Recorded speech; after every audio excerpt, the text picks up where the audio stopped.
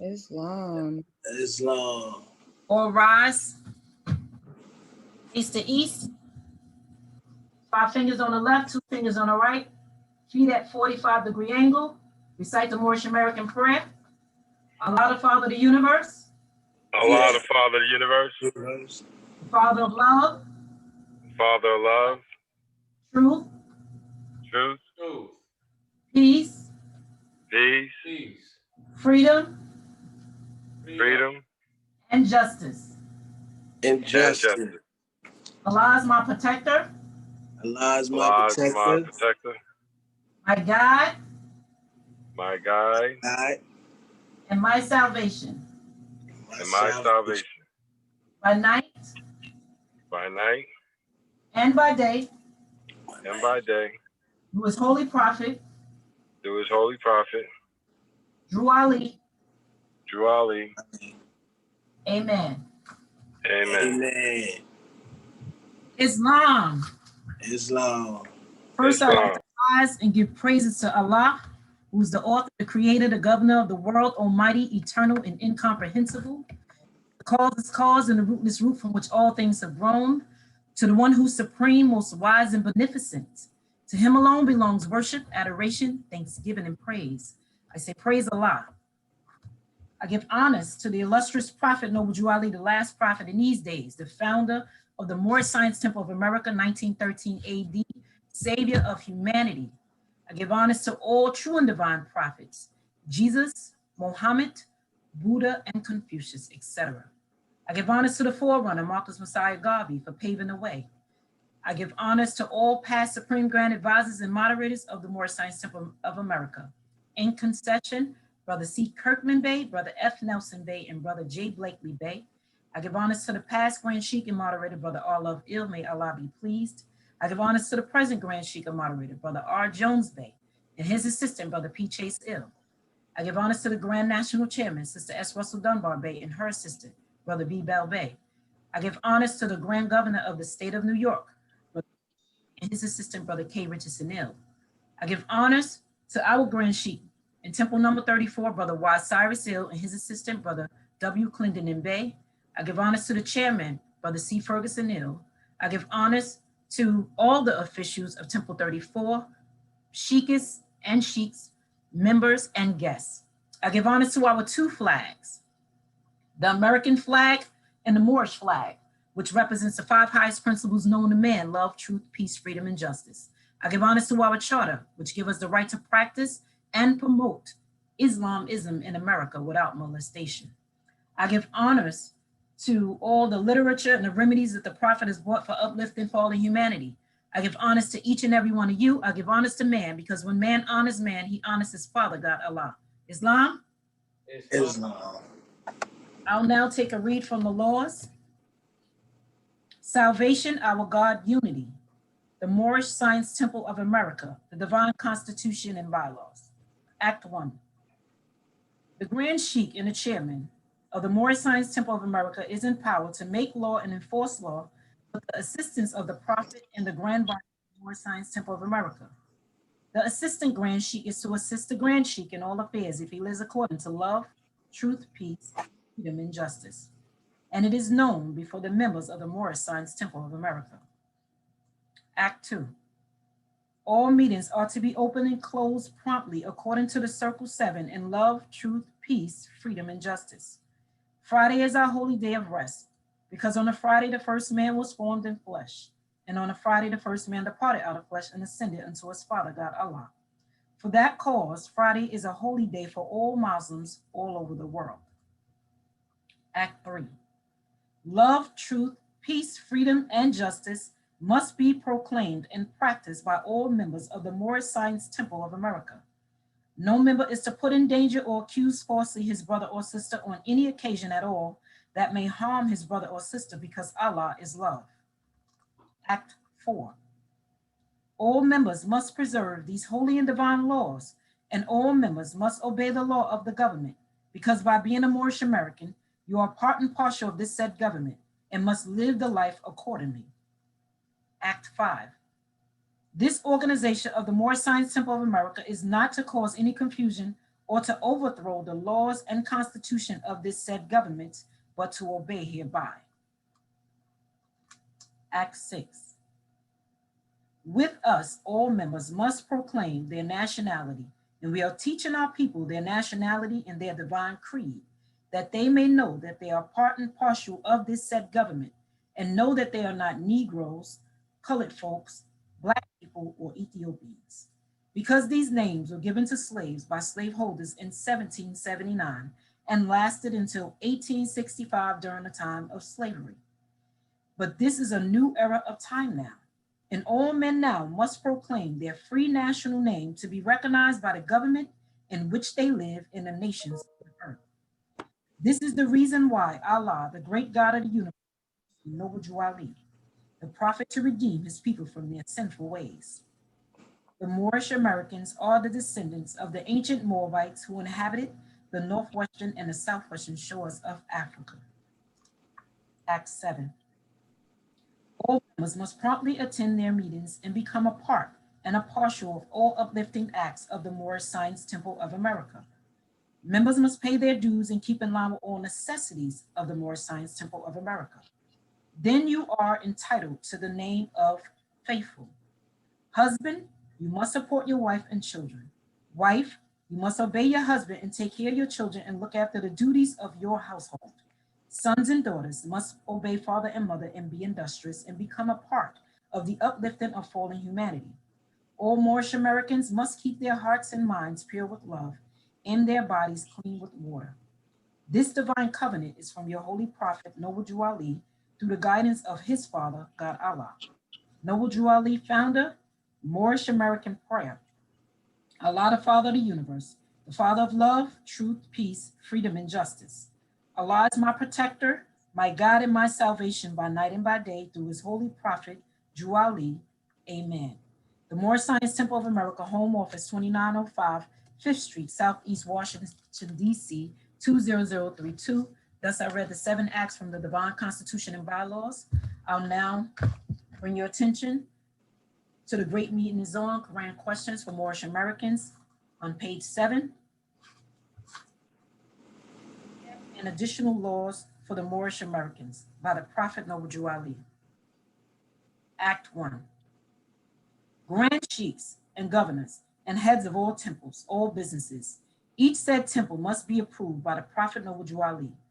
Before acting upon any member, let it be finance, property, or any line of life that will cause the members to sacrifice finances, etc., that will cause the support of any group of members.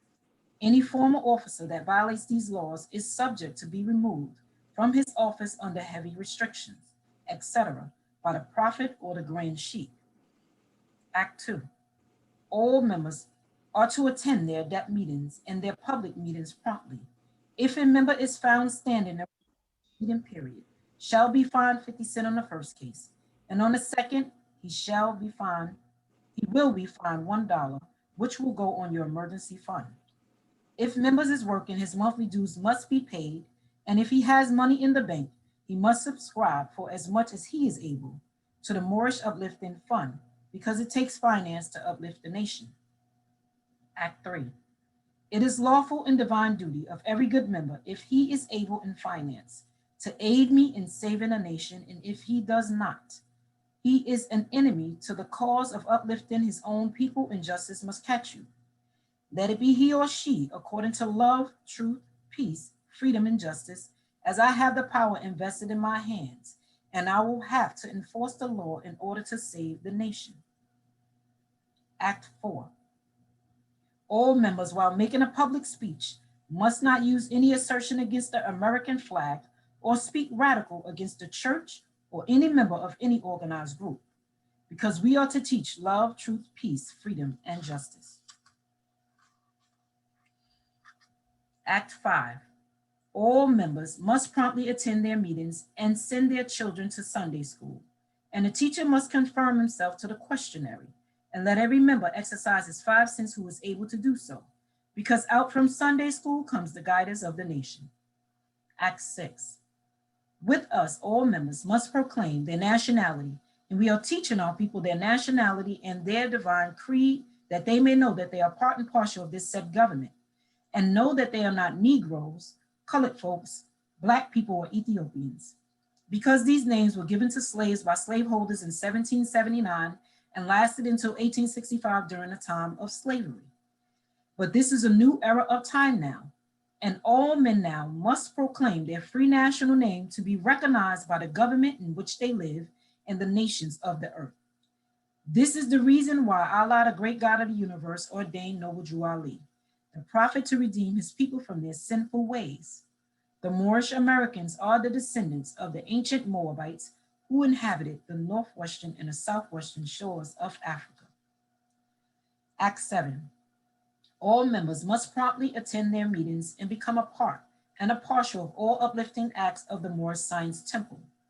Members must pay their dues and keep in line with all necessities of the Moorish Science Temple. Then you are entitled to the name of faithful. Husband, you must support your wife and children. Wife, you must obey your husband and look after the duties of your household. Sons and daughters must obey father and mother and be industrious and become a part of the uplifting of fallen humanity. All Moorish Americans must keep their hearts and minds pure with love and their bodies clean with water. This divine covenant is from your holy prophet Noble Drew Ali through the guidance of his father, God Allah. Thus I read the 7 additional acts from the Quran questions for Moorish Americans. I'll now take a read from the Holy Quran of the Moorish Science Temple of America, divinely prepared by the noble prophet Drew Ali by the guidance of his father God Allah, the great God of the universe, to redeem man from his sinful and fallen stage of humanity back to the highest plane of life with his father God Allah. Know thyself in Allah. I'm going to take a read from the divine instructions from the Holy Prophet, chapter 26, on page 36. Holy instructions of unity. The gifts of the understanding are the treasures of Allah, and he appointed to everyone his portion, and what measure seemeth good unto himself. Hath he endowed thee with wisdom? Have he enlightened thy mind with the knowledge of truth? Communicate it to the ignorant for their instructions. Communicate it to the wise from thine own improvement. True wisdom is less presuming than folly. The wise man doubteth often and changeth his mind. The fool is obstinate and doubteth not. He knoweth all things but his own ignorance. The pride of emptiness is an abomination, and to talk much is the foolishness of folly. Nevertheless, it is the part of wisdom to hear with patience their impertinence and to pity their absurdity. Yet be not puffed up in thine own conceit, neither boast of superior understanding. The clearest human knowledge is but blindness and folly. The wise man filleth his imperfections and is humbled. He laboreth in vain for his own admiration, but the fool peepeth in the shadow streams of his own mind, and is pleased with the pebbles which he seeth at the bottom. He bringeth them up and showeth them as pearls, and with the applause of his brethren, delighteth himself. He boasteth of attainment in things that are of no worth, but where it is a shame to be ignorant, there he have no understanding. Even in the path of wisdom, he toileth after folly, and shame and disappointment are the rewards of his labor. But the wise man cultivates his mind with knowledge. The improvement of the arts is his delight, and their utility to the public crowneth with honor. Nevertheless, the attainment of virtue he accounted as the highest learning, and the science of happiness is the study of his life. Islam, Islam, Islam. Praise Allah. I want to welcome you all to this happy Sunday school day meeting, and I hope that you had a beautiful weekend. And I will now call on our Sunday school instructor for today, our Grand Sheikh, Brother Ill. Islam. a quick song. Praise After Allah. a song, praise Allah.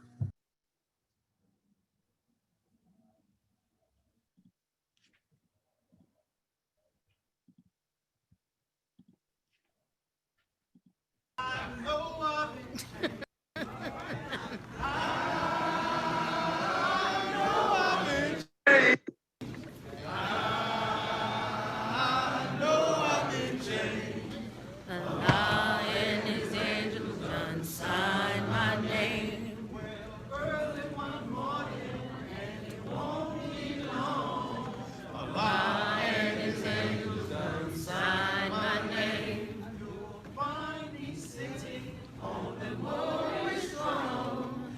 Allah and his angels done sign my name. Oh, I know I've been changed.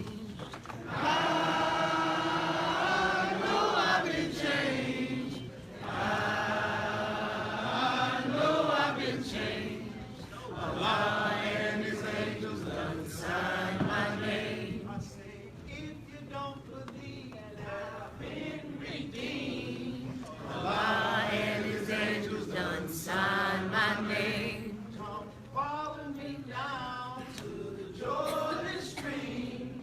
Allah and his angels done sign my name. Oh, I know I've been changed. I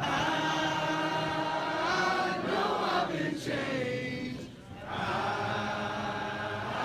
know I've been changed.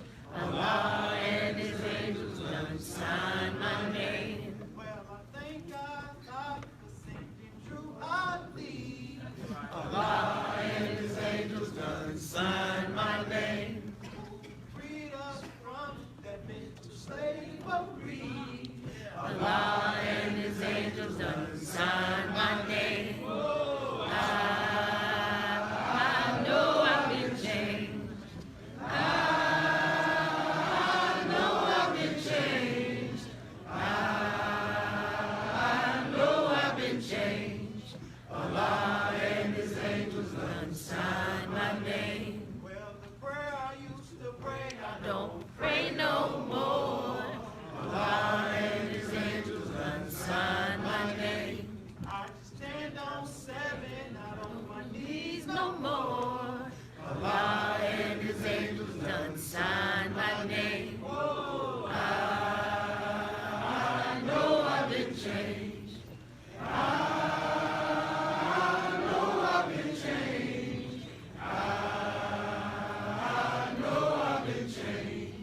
Allah and his angels done sign my name. Well, I'm 100% Muslim and 100% more. Allah and his angels done sign my name. That's why I love myself now and I love all of you more. Allah and his angels done sign my name. Oh, I know I've been changed. I know I've been changed. I know I've been changed. Allah and his angels done sign my name. Allah and his angels done sign my name. Allah and his angels done sign my name.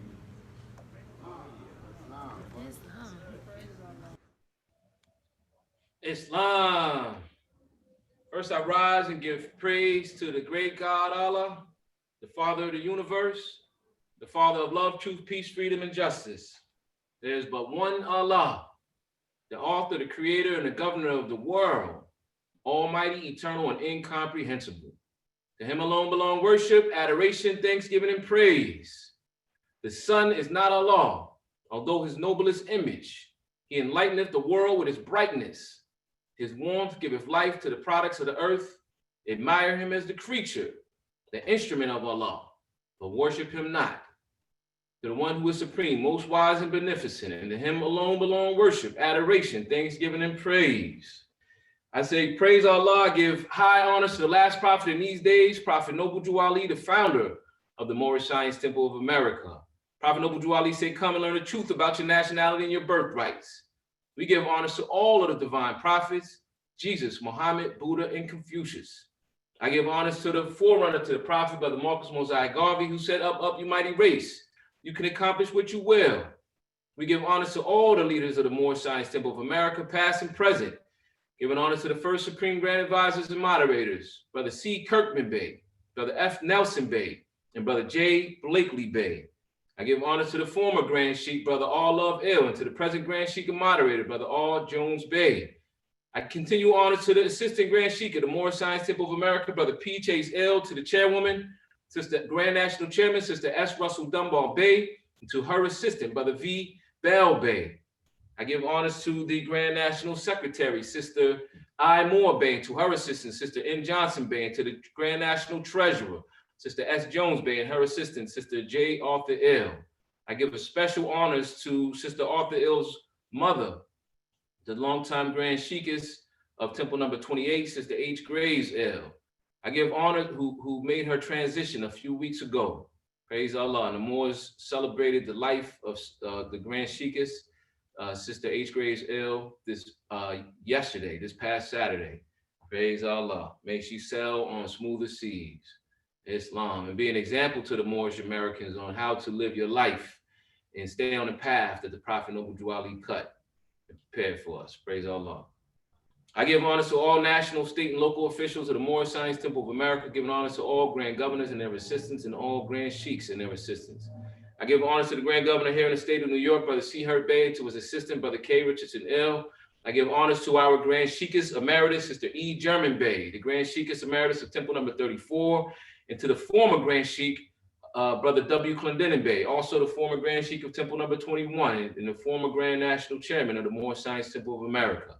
I give honors to our chairman, Brother C. Ferguson Ill, also the former Grand Sheik of Temple number 21, former Grand Governor of the state of New York, current Grand Governor of the state of Connecticut.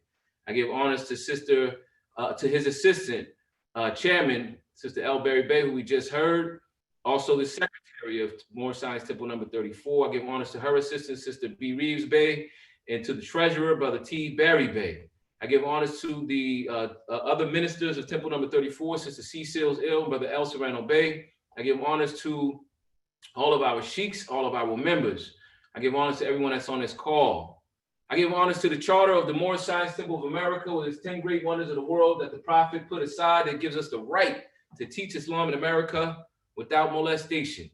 Praise Allah. And I continue honors to the two flags, to the American flag and to the Moorish flag with its 5 highest principles that are known to man, the 5 principles of love, truth, peace, freedom, and justice, and the flag that's over 10,000 years old. I give honors to all of the literature of the Moorish Science Temple of America, giving honors to the divine constitution and bylaws, to the additional laws, to the Holy Quran of the Moorish Science Temple of America, the questionary, Moorish literature, oral statements of the Prophet Noble Drew Ali, give honors to the humanity pamphlet and everything that the Prophet brought for the uplifting of fallen humanity. I give honors to man because when man honors man, he honors his Father God Allah. Praise Allah. Moors, I want to start with a quick correction to something I said I want to clarify something I said on our Friday meeting. We were talking about the Moabites. I was talking about the Moabites this past Friday and describing some of the accomplishments of our forefathers in Morocco. I began to describe the fact that the Moors in Spain, right? Our forefathers in Spain developed the numeral system, right? The numbers, the modern number system that actually utilizes 10 digits, including 0, 1, 2, 3, 4, 5, 6, 7, 8, and 9.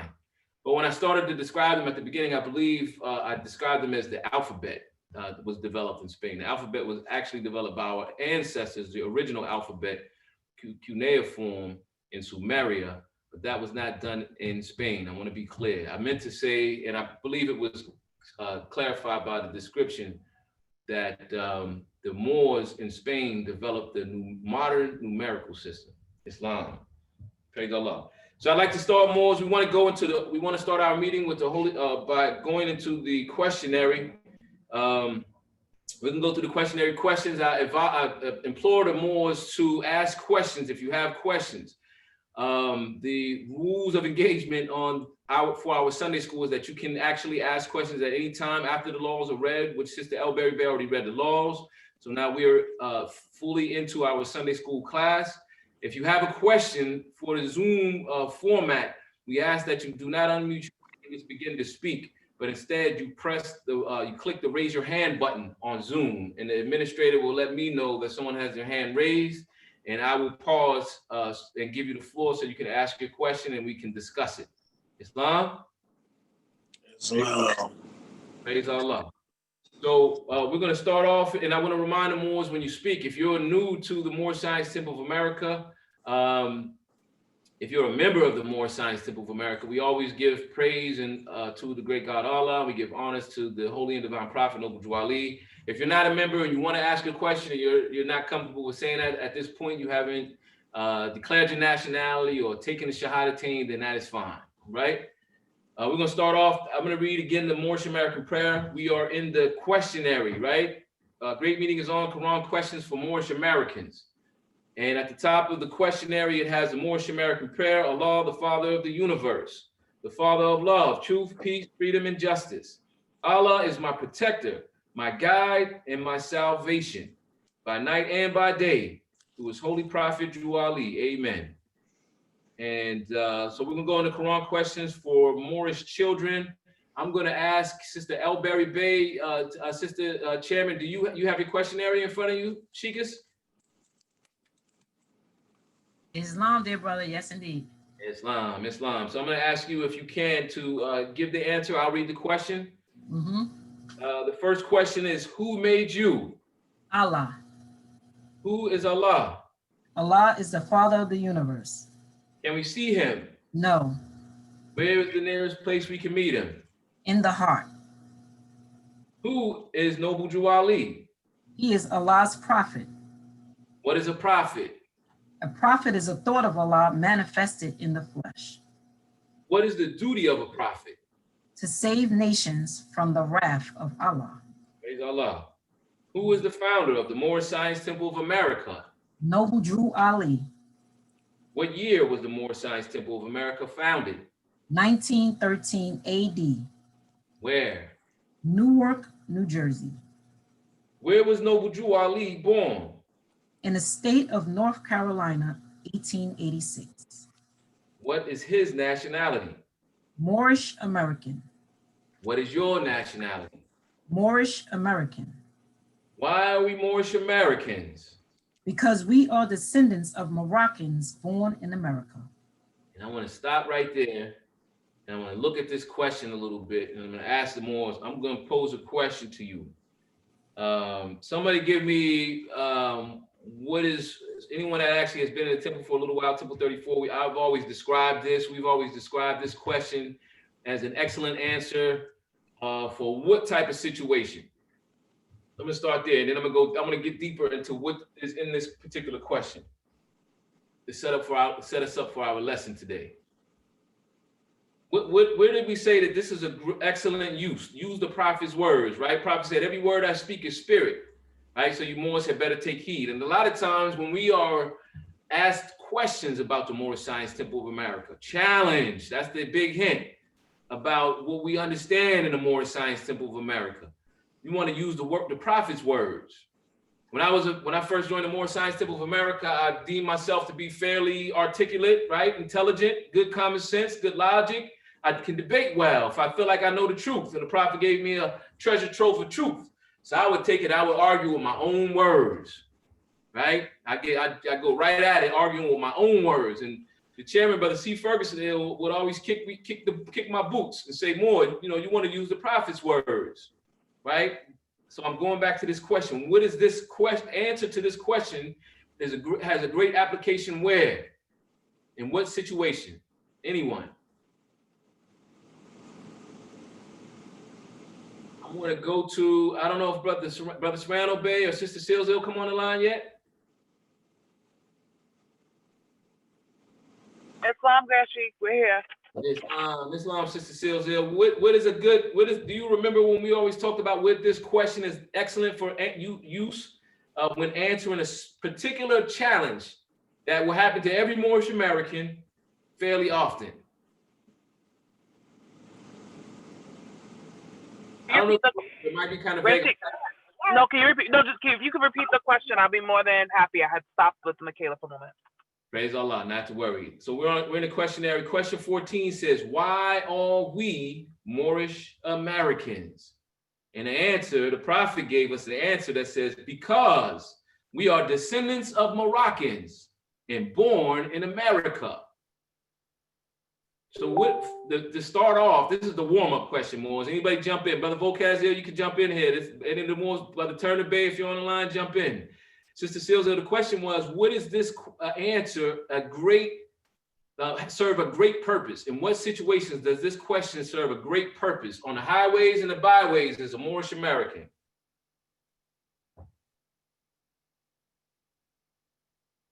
So that's a deep question. All right. So I'm not sure of the angle of it, but praise Allah, honors to the Prophet, honors to everything that our opening chairman gave honors to, or honors to everything our Grand Sheikh gave honors to, and honors to everyone on this line. Wow. So for me, when it comes down to even just participating in certain things related to voting, when it comes down to even just, I guess, everyday documentation, when it comes to identifying ourselves as far as nationality. I'm not, yeah, that's all I have at the moment.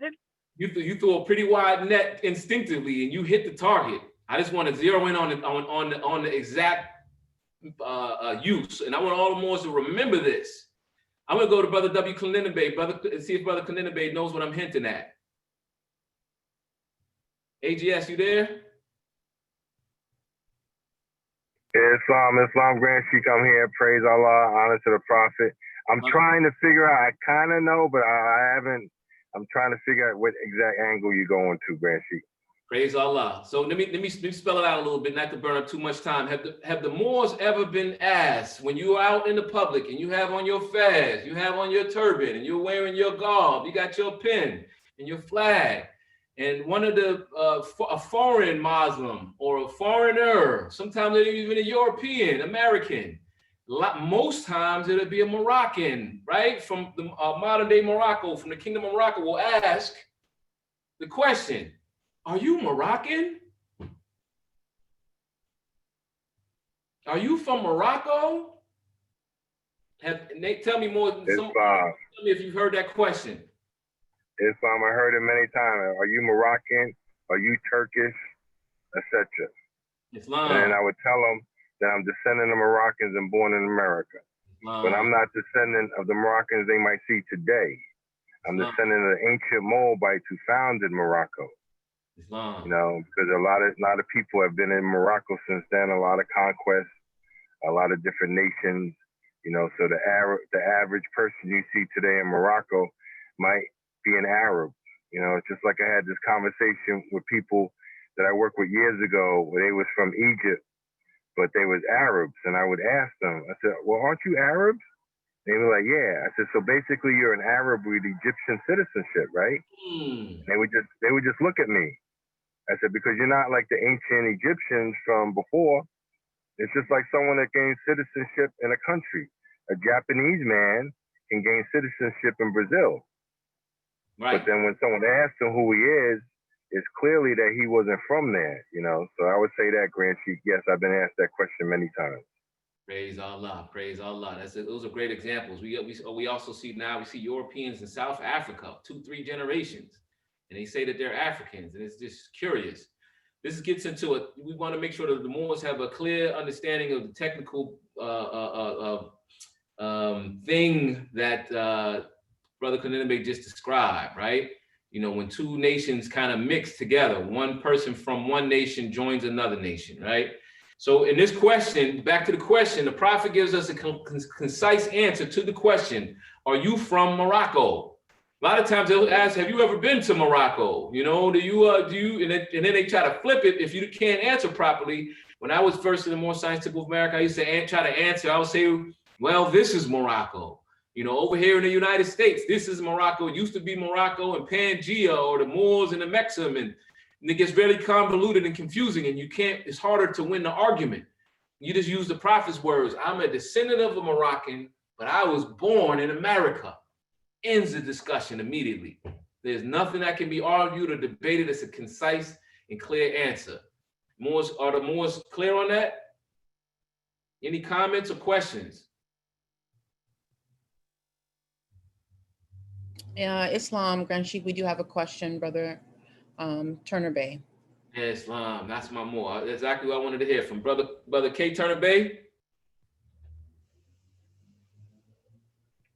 Islam, I rise, giving praises to the Father of the universe, Allah. I give honors to the Prophet Noble Drew Ali, and the forerunner to the Prophet, Brother Marcus Mosiah Garvey. I give honors to everything Moorish. I give honors to you and everybody on the Zoom meeting, because when man honors man, he honors Allah. Islam. Islam. That's a real, like you said, you use the words when you speaking of it, confusing and convoluted, right? And it got me to thinking about the art of rhetoric and the sciences that the Europeans learned in the Egyptian schools, and the fathers of the rhetoric, which is Plato and Socrates. So 7 liberal arts. Say that again. It's the 7 liberal arts. Right. So right now, like you said, that question, that's a loaded question because, you know, it's open and ending. However, but I've dealt with personally people that will say, well, are you, like, they still ask, well, are you a Moroccan? Right. Not really hearing what you said. You know what I'm saying? Because a lot of people look for certain answers with that's concise and what they think you should answer. Mm-hmm. So like you said, like just explaining how, you know, it's a long drawn out answer when explaining the rhetoric of misinformation that's been, you know, taught around the world about different nations and nationalities that have been displaced. You know what I'm saying? Just like the brother Clinton Blaze said, I think he said about the Arabs. You know, a lot of people would think today, like the Arabs today was the Arabs of ancient times, which they were not. You know, they were our brothers and sisters. So it's really a loaded. That's a good demonstration because, you know, and one should really study the Holy Quran of the Moorish Science Temple, because when you open it, you see the Prophet has Sultan Abdul Aziz ibn Saad in the back of him. You know what I'm saying? The Prophet's pictures in the first page, and his pictures on the second page, right? And it states the descendant of Hagar, now the head of the holy city of Mecca. So that led me to study what was actually going on in history around that time, because it didn't know happenings that this picture is actually there. Right. So you get the connection. And I think the Prophet was showing us the connection of how we are Moroccans born in America through the Sultan Abdul Aziz ibn Saad, right? Mm-hmm. And if you look through history, they didn't even have the original flag before the Prophet. It's said before the Prophet gave them their flag back or retrieved it from the vault over here and returned it back to them. So and when you look through history about their freedom, they said they didn't gain their freedom because they was under protectorate from, I believe it was the French. I'm not too sure. I believe it was the French. So under that protectorate, they didn't even have the power to demonstrate in their own right. So it's a very, like I said, this is a whole meaning in itself just on that alone. You know what I'm saying? Due to, like you said, Europeans being born in Africa. And it's funny because the law states if you are in a land 50 years, you are what is it called? I want to say the right terminology. Not a descendant, it's a it's not aboriginal. It's what's the other word to when you laying claim to? About indigenous? Yes. Yes, I think it's indigenous. It's indigenous, aboriginal, and another one. After 50 years. Yeah, after 50 years, that's the law. That's the national law. You know, so you know, like I was saying, I don't want to take too much time. You know what I mean? Like let me pick it up from there, brother Turner, because this is a discussion that we're going to get into, and I hear the AGS. Let me just say this real quick. That's what I wanted to discuss today. I want to make sure the Moors have the basic on the technicals in order to understand the complexity between connecting ourselves to that picture of the Sultan, Abdul Ibn Suwad, right? Is a lot. We're gonna slowly go backwards over the next week. This week and next week, we were talking a little bit last week about some of the ramifications, right? I want to clarify one thing. This is a point of information regarding Plato, Socrates, and Aristotle, right? And the 7 liberal arts. We want to be clear that they actually, being from Greece, were able to gain the information that they had from Egypt. And the 7 liberal arts actually originated in Egypt. You know, that practice. I want to put that there. We'll come back to it later. Praise Allah. And I want to go into regarding nationality, the 2 types of nationality. So you can understand when the prophet gives this concise answer, that they're confused after that, that's on them. All right? Because you can get from there, you can stand firmly on 2 other well-known pieces of international law, right? And in the United States, there's 2 types of nationality. I want to go to the AGS first. Brother Clinton. Yeah, Islam Grand Sheikh. I was just thinking when the brother talked about indigenous and aboriginal, and I'm thinking about like people put a time frame on it. I don't know. I'm thinking, okay, so the Moabites is from Moab. Right. So they come to America. When they first get here, they're not aboriginal or indigenous because they're from Moab. So if you put a time limit, so them Europeans that are in Africa, so if they stay there another couple of generations, do they become indigenous? So they could say we're aboriginals to Africa? Wow. Because I've been over here a certain amount of time. Does that define aboriginal? I mean, aboriginal means original. So if you wasn't the original, then how can you become the original? I mean, I don't understand. You know, it's like the Moors talk about, we're indigenous and aboriginals here in America. And I'm like, but I thought we were from, before we even got to Morocco, wasn't we in Atlantis? And before we got to Atlantis, wasn't we in Southwest Africa and Northwest Africa? And before we was there, wasn't we in Canaan? And so when we use these terms, it's almost like you're thinking that all of a sudden, like the Garden of Eden, like man appeared in America. Or man appeared in Africa. We already found out that we wasn't originally aboriginals, indigenous to Africa. Because the prophet's saying we're from the land of Canaan. So I'm just, when we throw those terms out there, and now with thousands of years, millions of years, when does someone become an aboriginal? I'm just saying it kind of sarcastically, you know, because people say I'm from here, but we know you're not really from there. Jeez. Praise Allah. Very good point. Moors, we're going to go as we go over the course of this discussion. This is a pretty broad one. I just want to give the Moors the fundamentals. If someone wants to dive in and go deeper, we're going to just lay the big milestones, if you will, and you can expand further detail on any of the stuff that we're talking about. I want to make sure on this question that we talk about the 2 different types of nationality. Any of the Moors, other than Brother Clinton Bey, I'm going to leave it even open for the sheiks. Islam. The divine ministers can tell us about the 2 types of nationality. Islam? Corey Turner Bay has another question. Okay, Brother Turner Bay, let's not put a new question on the floor. If you can hold it for a minute, if it's new. Yes. But I'm going to give you the floor.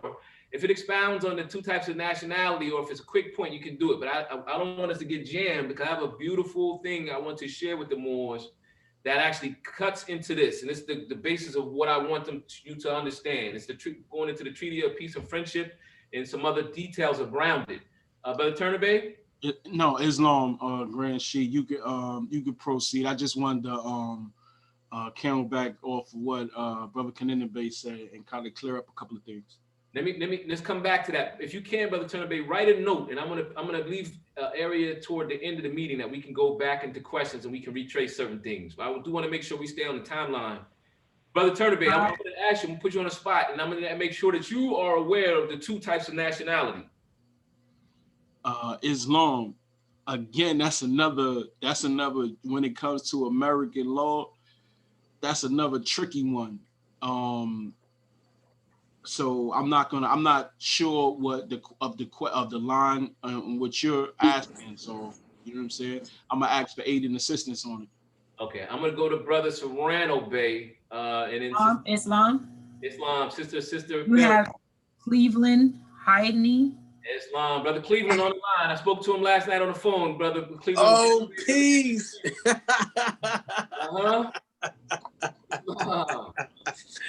Peace. I appreciate it. Can y'all hear me? Yes, we can. All right, Islam, cool. I just want to know if they can hear me. I'm Brother Rajib Bey. Cool. I'm gonna put this. Hey, hold on, Brother Cleveland. Hold on. Islam, we have a couple of people with their hands up, so we want to keep it in order. Okay, wait, Cool. Brother Raji, you jumped in without putting your hand up, but I gotta stop for a minute. I'm sorry. I just wanted to make sure that they knew that I was here, because I don't know if you hear me or not. I don't mean to jump in. Forgive me, brothers and I'm gonna tell them more about you in a minute. Good to hear you. More than years. Yeah, I'm listening to the conversation here, and I really want to answer that question. I'm gonna go to you if Brother Cleveland doesn't answer it. Brother Cleveland, can you answer that question? Do you know about the two types of nationality, brother man? Yes. What are I know it clearly. Let the brother go ahead and answer. I'm a sponge. I'm just soaking all the information up. I'm proud to be in this kind of energy, and it feels so comfortable to know where my heritage is based from, and I'm excited. I'm just overwhelmed, and I feel comfortable just to hear everyone speaking, and look, you know, it's so I'm just so excited. We have about 40 minutes to get. I'm gonna try to pack about 2 hours worth of information into this 40 minutes, and then we'll at the end, I'm gonna introduce you, and I want you to make a little bit of a statement about how you heard about the Moore Science Temple of America. For the time being, take your time, because this hour goes so fast, and I don't want us to miss. We got to go into some history, then we're gonna go into the Quran. I'm gonna go to Brother Rajib Bey and get this quick, and we're gonna come right back to we're gonna come right back to you. All right. All right, I'm catching up. I'm getting there. Thank you. Okay. Islam Grand Sheik. You have Sister Candace, Sister Silzil. You have Sister Voquez Ill and Jordan Ill with their hands up. I'm gonna go to Brother Raji. Brother Raji's gonna knock this out the box. This is one of the scholars of the movement, and then we're gonna move it forward. But I'm glad to hear that the Jordan Ills are on, because I wanted them to participate in this conversation. Brother Raji, can you tell the Moors what are the two types of nationality according to the United States law? Yes. I specialize in constitutionality and the laws of nations. Islam. And here we are clearly that the United States is made up of two things. One, we have the colonial settlers, okay? The slave colonial settlers who make up the states. Now, people always hear the word federal government. Federal government means federation of states. So when the states unite and 13 colonies became what is known as a federation of states. The federation of states are a separate form of government. That's what they call a one tier of a two-tier system of government. Now, the United States of America and our constitutional system of government is a two-tier system of government of state and national. The state tier is called the Federation. Before that, in the Articles of Confederation, it was known as the Confederate States. But once they adopted the Constitution, they left the first part, the CON, was removed, and they became known as Federation. This Federation of States is one form of this government. The other form of this government is the national. So now in a two-tier system of government made of state and national, which both tiers, the federal, the national tier and the state tier, are both foreign from each other. foreign in every capacity, like Germany and France, like Kenya and Ghana. Brother Raji, Foreign. So what happens here is that the other form is the national tier. Brother The Raji, national tier of government is the people. That would be us. Islam more, the Grand Sheik is trying to get your attention more. can you hear me, Brother Raji? Oh, I'm sorry. Yes. Can you hear me, Brother Raji? Yeah. We can't go into that right now. We're going to save that for secretary time. That'll be a discussion that we'll have. We had a similar discussion last week. If I go down that road, you're going to veer me off my lesson. So I just want to All right, brother. All right. I don't want to throw up the lesson. I know you got a lesson set up for the day. I like the conversation. We want to clarify that. We're going to do that during secretary time, okay? That'd be great. Praise Allah. Praise Allah. I'm going to go to, we had Brother Jordanil. I'm going to give Brother Jordanil, brother or sister Jordanil, an opportunity to answer the question on the floor. Well, what are the two types of nationality according to the laws of the United States of America? Islam, Grand Sheik. Islam. First, I rise and give praise to the Prophet. I give honors to his Prophet. First, I rise and give praise to Allah. I give honors to his Prophet. I just want to quickly say that the two types of nationalities are, number one, you're born in the country you're living in, and number two is conferred upon you. Islam. Okay. Well, you threw me for a hook with it. The first one, you're born, and the other one is conferred upon you, right? This would be basically the process of naturalization, right? You want to become a citizen to the country, right? Correct. Go through the process. Correct.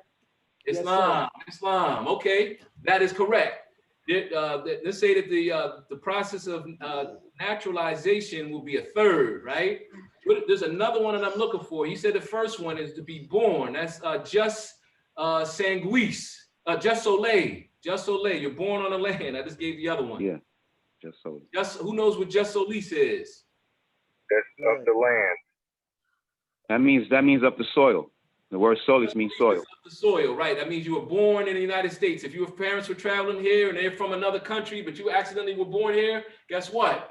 You're born on the land. The other one is just that's just soleil, actually. Just sanguis. That's just soil.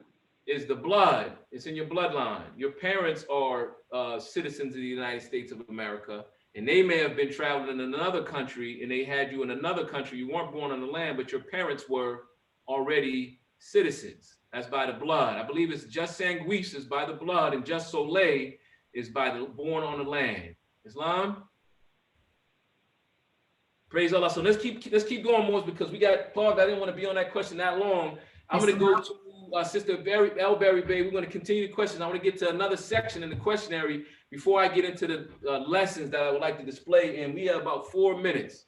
Islam, Sister Silzil still had her hand up as well. She was like one of the first. I'm gonna go to Sister Silzil, and I'm gonna ask the Sheikhs if we can keep it short because we're gonna get clipped on time. It's 5 minutes too.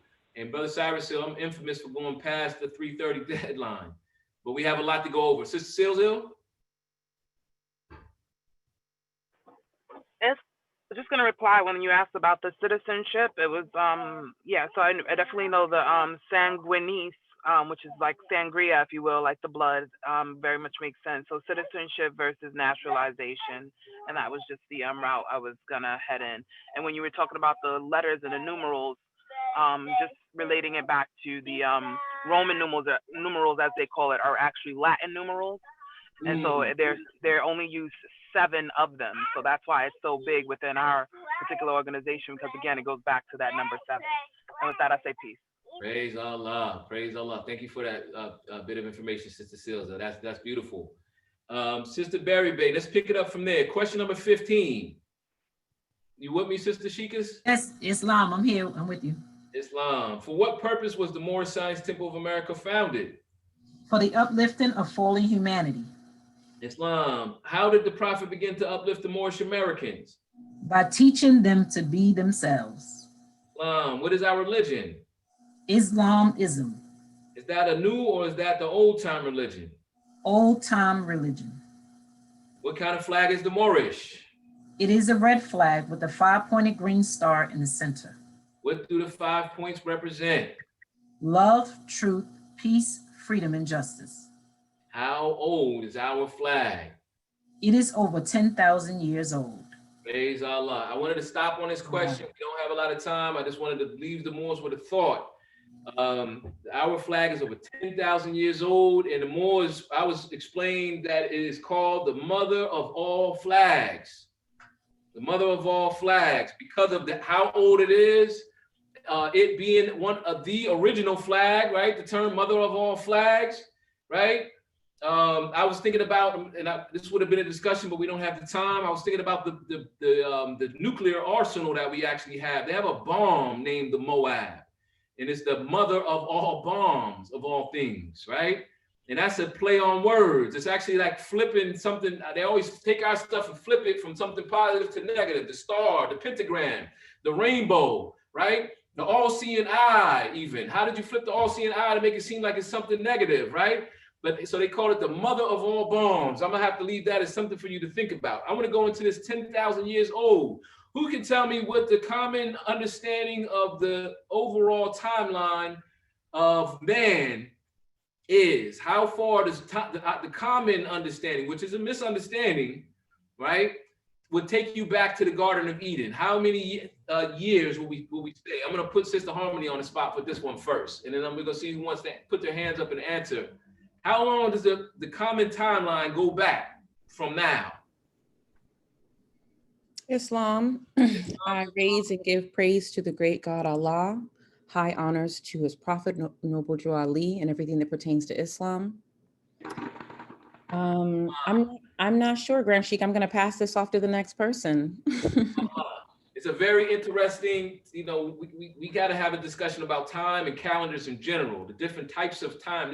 The Jewish community has a different time, a year that they're on. The Hebrews, the Muslims have a totally different year that they're on, right? We're on a year that's based off of a certain system, right? I forget the name of it's a European system, the Gregorian calendar, right? Gregorian. So this is something to think about. But anyone else, can anyone tell me how long does the modern understanding of time go back outside of Brother Kundenbe? 6,000 years. 6,000 years generally, right? Supposedly takes you to the Garden of Eden. 2,000 years to Jesus, and another 4,000 years. That doesn't really add up properly, right? So if the prophet if prophet gave us information that says our flag is over 10,000 years old, some say it's over 50,000 years old. That should leave you with something to think about in terms of what we're discussing. We're discussing nationality, right? Brother D. Clark Ill said something profound I've been repeating a lot, that the Moors have a dominant nationality and superior citizenship, right? Dominant nationality. Let's continue on. Sister Berry Bay, what is our holy day? Friday. Why?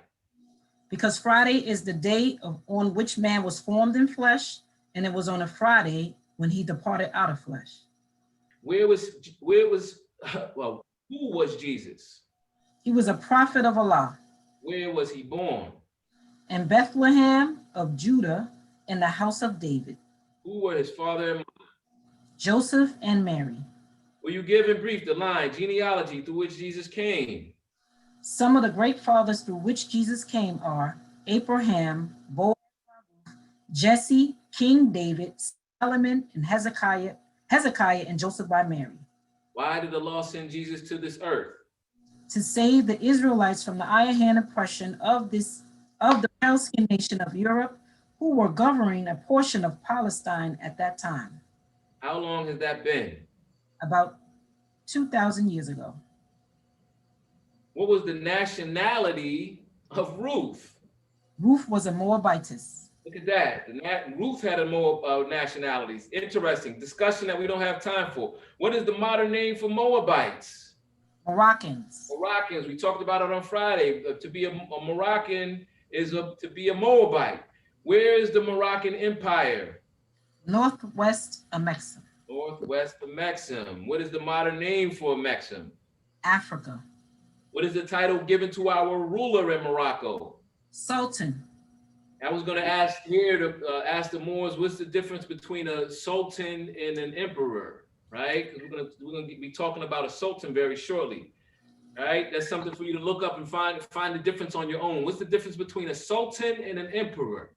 And what is the difference between a king and a sultan, or a king and an emperor, right? Which would get, what's the difference between a president and a king? A president, a king, and an emperor, right? Which would boil down to what is the difference between a monarchy, right, and a democracy, if you will. A monarchy and a democracy, right? With that, Moses, I want to stop there. I want to go into, I'm looking at the time. I want to go into some information. I'm going to ask Sister Harmony, if you can see the screen well. I'm going to share my screen first. I'm going to ask if you can read something with me. Read something that's going to be on the screen in a second. Let me.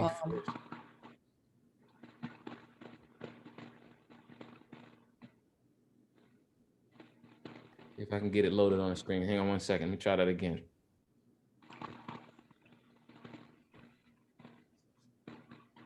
Okay, there it is. So we want to discuss a little bit about the Treaty of Peace and Friendship. There's a couple of treaties that are important for the Moors. So we actually have been talking last week a little bit about history. We were talking about the history behind Thanksgiving, and it tied us back to the doctrine of discovery. We reviewed the doctrine of discovery, which is goes back to 1492 era, 1453 Byzantine, right?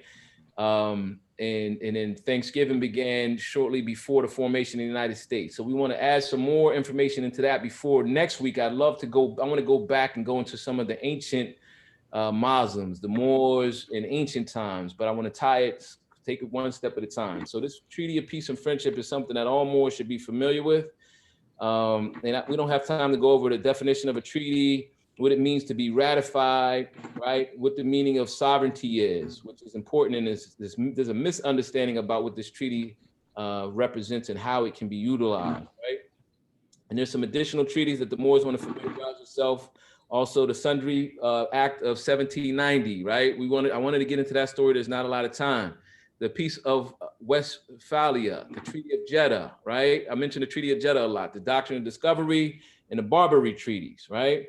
Treaty of Peace and Friendship. The parties included in this treaty are the Empire of Morocco, right? This is 1787 when Morocco was still an empire, represented by a Sultan, Sidi Muhammad, in the United States, right? By the agent Thomas Barclay, is also Thomas Jefferson and Benjamin Franklin, I believe, were parties to this agreement, right? In the beginning of the agreement, it gave Thomas Jefferson and Benjamin Franklin certain authorities, right? And it has a goal and features, right? Before I read this is actually a setup. I just want the Moors to be aware of it. The Treaty of Peace and Friendship, essentially, because this is not the point that I want the Moors to take in detail today, was an agreement between Morocco and the United States. The United States of America was first recognized as a sovereign country entity by Morocco. That's a very important fact. And it was done via this treaty, right? This is before the United States was recognized by any other countries, right? So this treaty, right? Very important though. And you can read the details of the treaty on your own. It's readily available. All you do is Google it, right? When you look at the Sultan, this is a point that's very worthy of it. These are the original documents, right? It's what they look like. When you look at the Sultan, Sidi Muhammad, take a look at that. Let me see if I can figure out how. I can never zoom in when I'm in this share mode. Let me see something. How do I? Oh, yes, I can. Look at Sidi Muhammad, Sultan of Morocco, from 1757 to 1790, right? That doesn't look like the traditional Arab that we usually see, or the Sultan, the king that's over there now, right? Who looks a lot more Arab. I'm gonna zoom in a little bit more. Look at that. First country to recognize the United States as a sovereign nation. All right, so I wanna go into this particular text. This is a book that comes out of Library of Congress that was written. It's basically a story about Christopher Columbus, It comes from the 1800s. I believe this was like, the year is written in here actually as we go through it. The book is called The Discovery of America, an Outgrowth of the Conquest of the Moors by the Spaniards, right? Moors, you can Google this. You want to basically make sure that you've seen or read this before. It mostly talks about Christopher Columbus, but the intro is very interesting, right? 1883, roughly. I think this was published in 1884, right? It has a lot of adverts in here, of different buildings, including Grand Central Station has an ad in this particular text. This is Christopher Columbus per drawing, right? I'm going to go down into the beginning of this, and I'm going to ask Sister Harmony if you can help me by reading this first section that talks about the Moors. I'm going to read this first, the preface. It says, I cannot see it, Grandshi. Oh, you can't make it out, huh? No, your screen doesn't show that you've moved out of the picture from these C. Muhammad and Thomas Barclay. Oh, wow. Okay, wow. When I share, let me stop my share. And let me go back. I guess I have to reshare it a second time to get the next page to show. Okay, let me do that. Let me do that over again. Can you see that? Islam, yes. So this is the book, The Discovery of America, an Outgrowth of the Conquest of the Moors by the Spaniards, right? This is the book that you want to pick up, right? These are the adverts that are inside. It's an old book from the 1864. This is that picture of Christopher Columbus, the drawing, right? Remember, this is in the Library of Congress. This is an actual book. We talked about the burning of books and certain history, but there's some things that they didn't catch, that the Moors, we can still get glimpses of our history that are still available. This is one of those books. One of the Moors found this a couple of years ago. I'm going to read. Can you read that? Can you see that, Sister Harmony? Islam, I can see it. Okay. I'm going to read it. The numbers look crazy. Islam. Preface. That the general public, especially the young of our land, may possess in condensed form and become thoroughly familiar with the causes which led to the discovery of America by Christopher Columbus in 1492, out of which grew the revival and final establishment of the heliocentric system, and also the government of the United States, proves the incentive for the publication of this work, right? It's official tissue. So I'm gonna ask Sister Harmony if you can begin to read from here. I'm gonna scroll it up. You know what? Let me just go up to here so you can get a nice portion. Islam, the discovery of America by Christopher Columbus was an outgrowth of the conquest of the Moors by the Spaniards. The Moors, commanded by Arabian officers, expelled the Visigoths from Andalusia, South Spain, in the year 711, and established the Kingdom of Cordova, which they held until the year 1236. During the 8th century, they also founded Granada, which at first constituted a part of the Kingdom of Cordova. Under the administration of the Mohammedan Emirates, Cordova became the seat of learning and refinement. Great encouragement was given to the study of mathematics, chemistry, and the physical sciences. The works of Aristotle, Hippocrates, and Ptolemy syntax were translated into Arabic and became the authority of Saracen astronomy and of medicine. In its days of prosperity, Cordova contained over 200,000 houses and a population of over 1 million. The palaces of the Caliph were built of marble and stone, with polished marble balconies overhanging orange gardens and bowers of roses, with courtyards containing winding paths ornamented with fountains of quicksilver and cascades of water. The interiors of the palaces were magnificently decorated. The furniture was of citron and sandalwood, inlaid with gold, silver, mother of pearl, malachite, and lapis lazuli.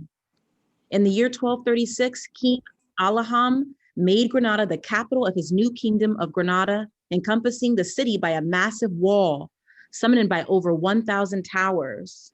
Surmounted Surmounted by over 1,000 towers, Islam. The Vaga embraced several miles of land upon which was raised the various products for the sustenance of the people. Upon one of the hills on the outskirts of the city was erected the celebrated Alhambra as a warrior's castle and palace of the Moorish kings, which was capable of containing a garrison of 40,000 men. The palaces, mosques, and other private and public buildings were finished in stone. The floors were laid in mosaic and variegated marbles. The side walls were of porcelain tiles laid in various colors, ornamented with medallions of fruit, flowers, and heraldic devices. They were also stuccoed and ornamented with arabesques of the most elegant and intricate designs, characteristic of this cultivated and refined Mohammedan people. The ceilings were decorated in fretwork with panels and heavy molded cornices painted in white, gold, and frescoed in bright and beautiful colors. The architecture of the whole city was exquisite and refined.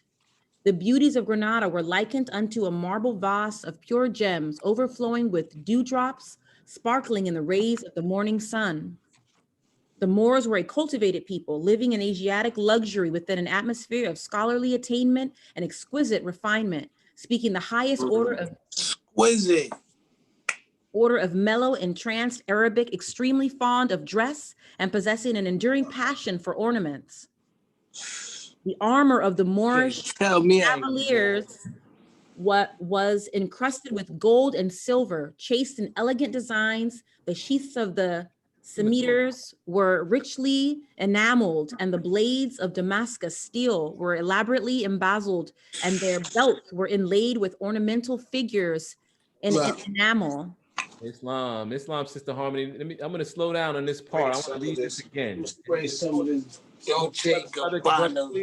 Brother Cleveland, if that's whoever, someone has their mic unmuted, and if you, I want to make sure that's me, Brother Cleveland. Mic, brother, man, we want to catch this on a record. This is being recorded, okay?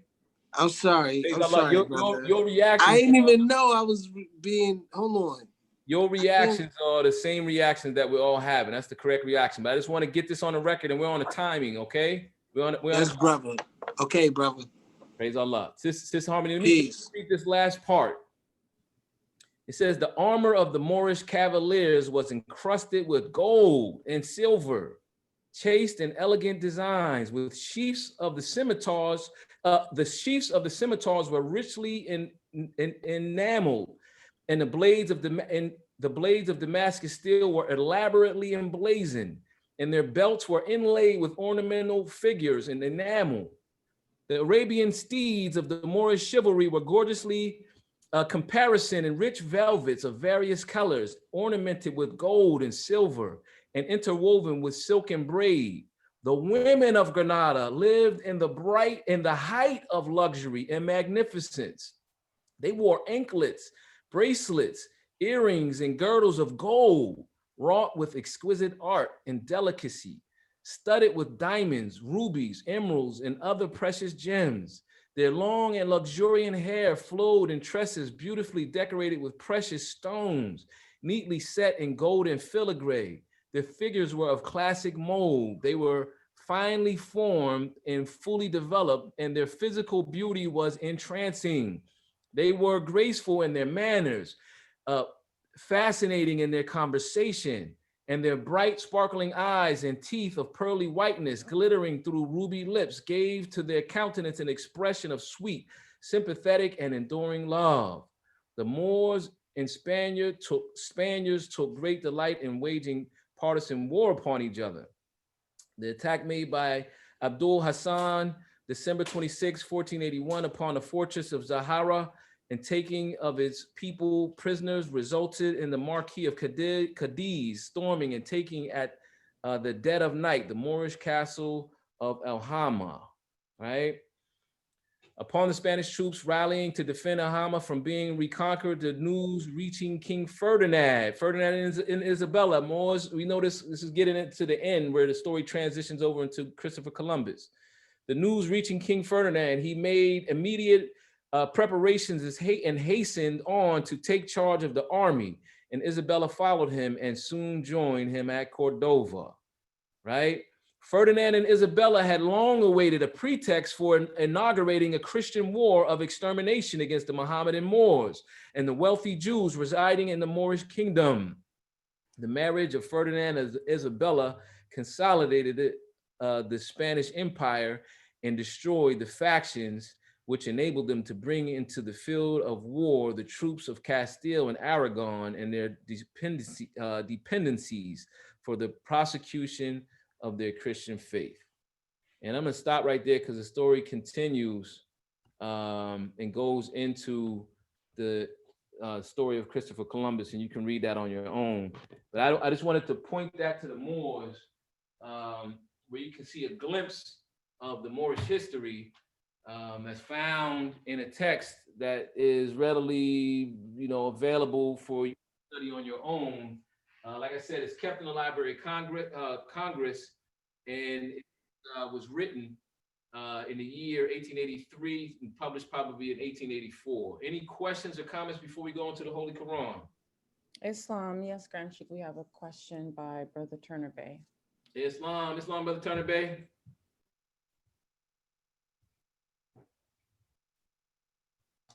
Islam. I wanted to say a couple of things, right? One, when you speak of Spanish and Spaniards in history, I've come across that a Spaniard and a Spanish are like two different things, because even in their own encyclopedia, before it was Spain, it was labeled. In ancient times it was Moorish Spain. But like you said, it was a grave fight, even way before King Ferdinand and Isabella over that land, which led to the ingredients of the lighter colored Spanish.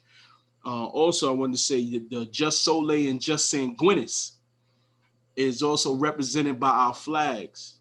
Just Sanguinis is the right of blood, your heritage. That's represented by the Moorish flag. Just Soleil is represented by the American flag, which is the right of land. And according to Kalinin Bey statement earlier, right, the Prophet Noble Drew Ali in the Holy Quran gives us the how far and vast our nation was, and that's in chapter 45, the divine origin of the Asiatic nation. Mm-hmm. It says and it goes on. This I'm gonna go to 2. The key of civilization was and is in the hands of the Asiatic nation, the Moorish, who were the ancient Moabites and the fathers of the holy city of Mecca, the Egyptians, the Hamites, and etc. I'm gonna go down to where it states the 5, the Asiatic nations, countries, North, South, and Central America. So the land Africa and America, as it's named today, was a part of our empire. And as far as the Sultan and what'd you say, the Sultan and the Emperor. The emperor was the emperor of many a monarchy in many lands. I've read that the Sultan was viewed in ancient time as the ruler of the world, of the universe. So he was more close to God, which is said, but it changes in history. It changes a lot in history. For the last statement, as far as Christopher Columbus and his right of discovery, and even in that document, the right of discovery, words is powerful.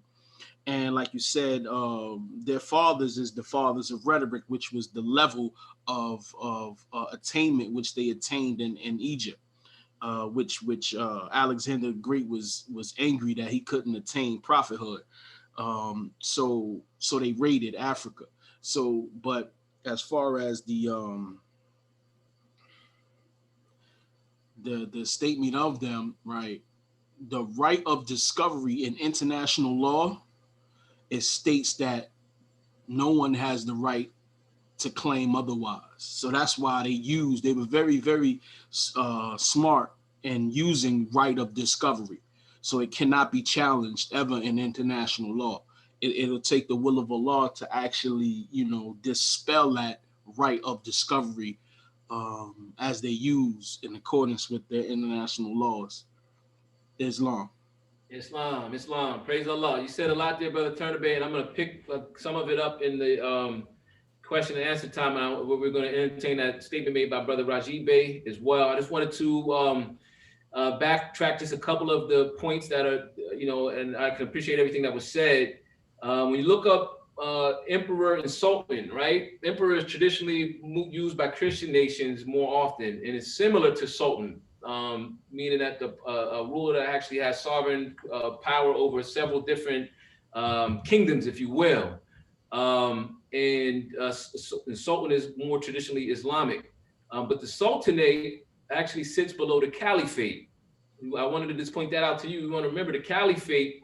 What is the relationship of the caliphate and the sultanate, right? So, and then going back to, when we get to the questionnaire, I wanted to go over in that chapter 45, instruction number 5, where it speaks to, I thought I heard you say African American in there somewhere. No. I said Moorish American. Okay. I just wanted to make sure. Yeah, I wanted to make sure to clarify for those that might be listening. And then we'll pick the rest of the conversation up toward the tail end. I want to go into the Quran. I'm looking at the time and I'm trying to see if I can, for once, actually get into the Quran and finish up in a respectable amount of time. Time never was when that man was not, but we have to open and close promptly according to the Prophet's laws. So I'm supposed to be closing out at around 3:30, and we need to get into the Holy Quran. I just want to check and see if there are any hands. I want to definitely, although we may not be able to answer any questions now, I want to see if there's any hands so we can acknowledge them later on, maybe during secretary time. Sister Harmony? Sister Yes, Brother Vocas El has his hand up, and Sister Silzil. Praise Allah. Praise Allah. I'm going to ask both. If you can please, Brother Vocasio has always good questions, and this is a subject that was for him, it's for Brother Turnabay, and it's for all of us to really understand what it is. The Prophet brought us a national divine movement. We need to understand the technical parts of the national side. So this was for all of us. Please write your question down and hold it, and we're going to go over it during the secretary time. I'm going to go to both of you. I'm hoping that you still have that question. Let's go into the Holy Quran and Moorish Science Temple of America. I'm going to Sister Harmony. Do you have your Quran with you? Islam, Grand Sheikh, I do. Praise Allah. Sister Berry Bay read from chapter 26. We're going to go a couple verses at a time, and I'm going to slow down in the midsection, look just beyond where we stopped last week. If you can read instruction number 1 and 2, and I'm going to have Sister Berry Bay read 3 and 4. What page are we on? This is on page 36, middle of the page, Holy Instructions of Unity. Page 36, that's chapter 26. Islam, and the instruction? Just 1 and 2 if you can. Islam, Holy Instructions of Unity. Instruction 1, the gifts of the understanding are the treasures of Allah, and he appointed to everyone his portion, in what measure seemeth good unto himself. Hath he endowed thee with wisdom? Hath he enlightened thy mind with the knowledge of truth? Communicate it to the ignorant for their instruction. Communicate it to the wise for thine own improvement. Praise Allah. Thank you, Sister Harmony. And I forgot to really just set the overview for this chapter. Important chapter, middle of the Quran, sits in a section of 20 chapters that rebuild our nation from 20 to 30, right? And in the center of those 20 is 2 chapters about unity, 25 and 26. This particular chapter is named Unity, but it's interesting that it has a jewel. Instruction number 10 is a jewel, in my opinion, of the entire Quran. It says the attainment of virtue is the highest learning, according to the wise man. The attainment of virtue, he accounteth as the highest learning. This is something for us to always remember. 360 degrees that the Prophet blessed us with, where do you start? The attainment of virtue is the highest learning, and that does not conflict with anything else in the Quran. So in this chapter about unity, it speaks to communication. In order for us to actually achieve unity, First of all, we got to attain the virtues, right? At least 50% of us, so that unity would happen automatically if we all were kept it real with ourselves, right? We all moved in love, right? Truth, peace, freedom, and justice. Unity, you don't have to try, right? Until we get there, we need to learn how to communicate between the two extremes, right? You may run into somebody who's on one extreme, you're on the other extreme, the wise and the ignorant, okay? And Allah gives the gifts of understanding. Each of us has, one person might be specialized in math, the other one in history, the other one in art, the other one has a talent, the other one is a good leader, the other one is bold, right? You know, the other one is brave, right? But we got to all work together. The gifts of the understanding that you got, your portion that you got, a certain gift, but there's only one truth. Sister Berry Bay, can you read instruction number 3 and 4? Islam. True wisdom is less presuming than folly. The wise man doubteth often and changeth his mind. The fool is obstinate and doubteth not. He knoweth all things but his own ignorance. The pride of emptiness is an abomination, and to talk much is the foolishness of folly. Nevertheless, it is the part of wisdom to hear with patience their impertinence, and to pity their absurdity. Praise Allah. We talked about these verses in the prior weeks, and although there's a lot to talk about, I want to try to keep it moving with the little bit of time that we have. I want to get down into the next verses. We also went over carefully instruction number 5 last week, which is another very important verse in this chapter. I'm going to ask Sister Berry if you can read that one, and then I'm going to read the following 3, and we're going to discuss those. Yet be not puffed up in thine own conceit, neither boast of superior understanding. The clearest human knowledge is but blindness and folly. Islam. Clearest human knowledge is blindness and folly. Always remember that, Moors. Remind yourself, right? We're all scrounging around in the dark, really, at the end of the day. You know, we got some light from the prophet, and we know certain things, but we don't understand the way the universe is set up. We're still on the really like the elementary portion of understanding. Islam. I'm going to go to praise Allah for the Prophet Noble Drew Ali, who gave us a clear truth that we can hold on to. We can follow. That's why we say we follow the Prophet to a destination that's not uncertain nor unknown, right? The Moorish Americans, based on its divine truth. Divine truth and human knowledge, 2 different things. Instruction number 6, the wise man feeleth his imperfection and is humble. He laboreth in vain for his own approbation, right? And that's where I want to start. But I'm gonna continue reading. It says, but the fool peepeth in the shadow stream of his own mind, and is pleased with the pebbles which he seeth at the bottom. He bringeth them up and showeth them as pearls, and with the applause of his brethren delighteth himself. Wow. Let's save the fool part later. Let's start with the wise. The wise man feeleth his imperfections. What does that mean? The wise man feeleth his imperfections, and that's what keeps him humble. What imperfections? Anyone? Islam. Islam? Who was that, Brother Turner Bay? Yes. Islam. What imperfections? Islam, personally, like I like, my demonstration is to make, the lessons a part of every part. And to be honest with myself, I don't like really accolades or to say that I'm wise. Everything comes from Allah, and if you don't like it, it's from the flesh, which is the Lord's self. So it's like the parts of yourself that you haven't mastered yet, right? Because we all have a lower self, like it says in the Holy Quran. Brother Jesus said, my lower self is, by many ties I'm tied down to my lower self. Right. So, to understand that is to understand the vice, because the opposite of virtue is vice, right? Yes, it is. The vices is what makes us the fool, because our attainment is the highest is the virtues.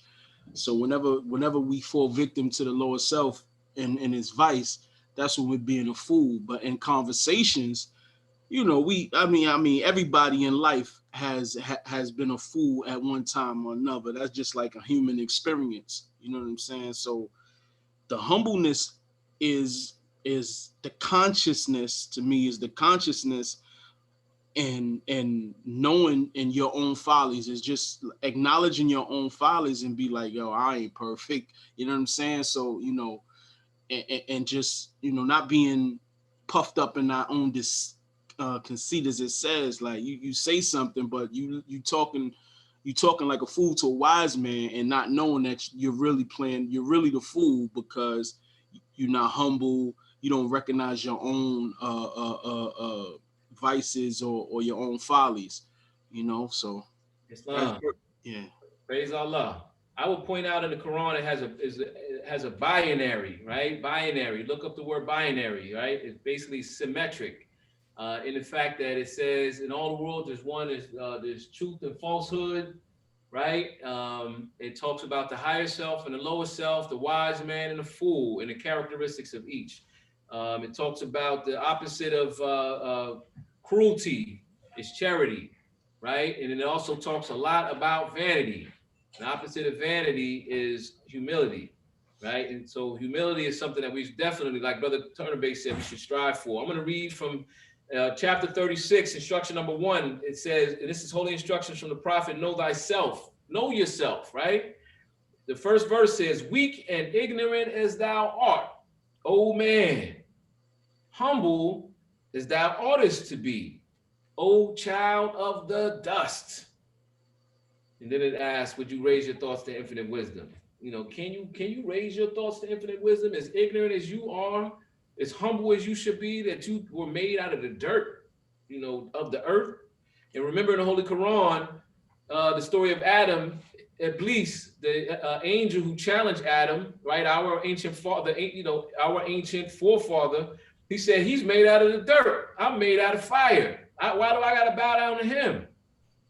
So humility, we need to be humble. Anyone else? Why does it say, and I think I see sister, I see the minister, Sister Brother F. Nelson Bey's granddaughter on the line. Sister F. Nelson Bey, praise Allah. Let me not be a fool myself and not acknowledge the Sheikhs. Sister Zizi Nelson Bey, are you there? She's there. She may have stepped away from her thing for a minute. Islam worship Americans. Islam. Sister Z Nelson Bey. You call me Sister F Nelson Bey. I call you F Nelson Bey. No, That's my grandfather. Praise Allah. First of all, let me rise and give praise to Allah, honor to his holy and divine prophet, honor to each and every one of you, honor to all whom honor is due, that are working in the mission of uplifting fallen humanity and propagating this faith of Islam in America. Wow. I'm definitely listening. I'm definitely tuned in. And just to share with you, you're so many ways into a lot of the lesson, but I want to go to what you just asked. You asked about the imperfection. And I didn't really hear what I understood and my understanding. And remember, everybody has a different level of understanding. Everybody has a different way that they learn. That's right. My level of understanding of the imperfections are the things that you have that are fought within you, that are the weaknesses, that are the things that the undesirable features that you have that you haven't quite worked out yet. We're all here to work out a life sum. So we have different things we have to come here and strive to work on to accomplish so that we can go back to that perfected state to be at one with Allah. That's my understanding. So, but the chapter that the chairman opened with, oh my goodness, it's on me, because this is what I was talking about yesterday. And it's so great that she read it, because it actually opened me up to seeing myself again in the last line. Instruction 10 that you just talked about. The attainment of virtue he accounted as the highest learning, and the science of happiness is a study of his life. And I just wanted to go there real quick because I might not get an opportunity to speak again and share with you that's one of the great reasons people ask, why are you still in school at 52 years old trying to learn? Why are you still in college striving to obtain degrees? Because I'm trying to get to that highest level of learning so that I could be of benefit to myself and my family and my Moors and my people. And these lessons that we are able to learn in the educational school that we take it to our Sunday school that we're in right now are able to concord together and give us a greater understanding. to me, the first thing we have to do is define the words. We skip over a lot of the words. We do. The gift is broad. The gift is so broad, I can't even begin to tell you how many gifts there are. Some of us are given the gift to sing. Some of us are given the gift of memory. Some of us are given the gift of just talent. We can great carpenters. You know, I could go 1,000 places, but I don't want to take too long. And the understanding itself, that's more than comprehension.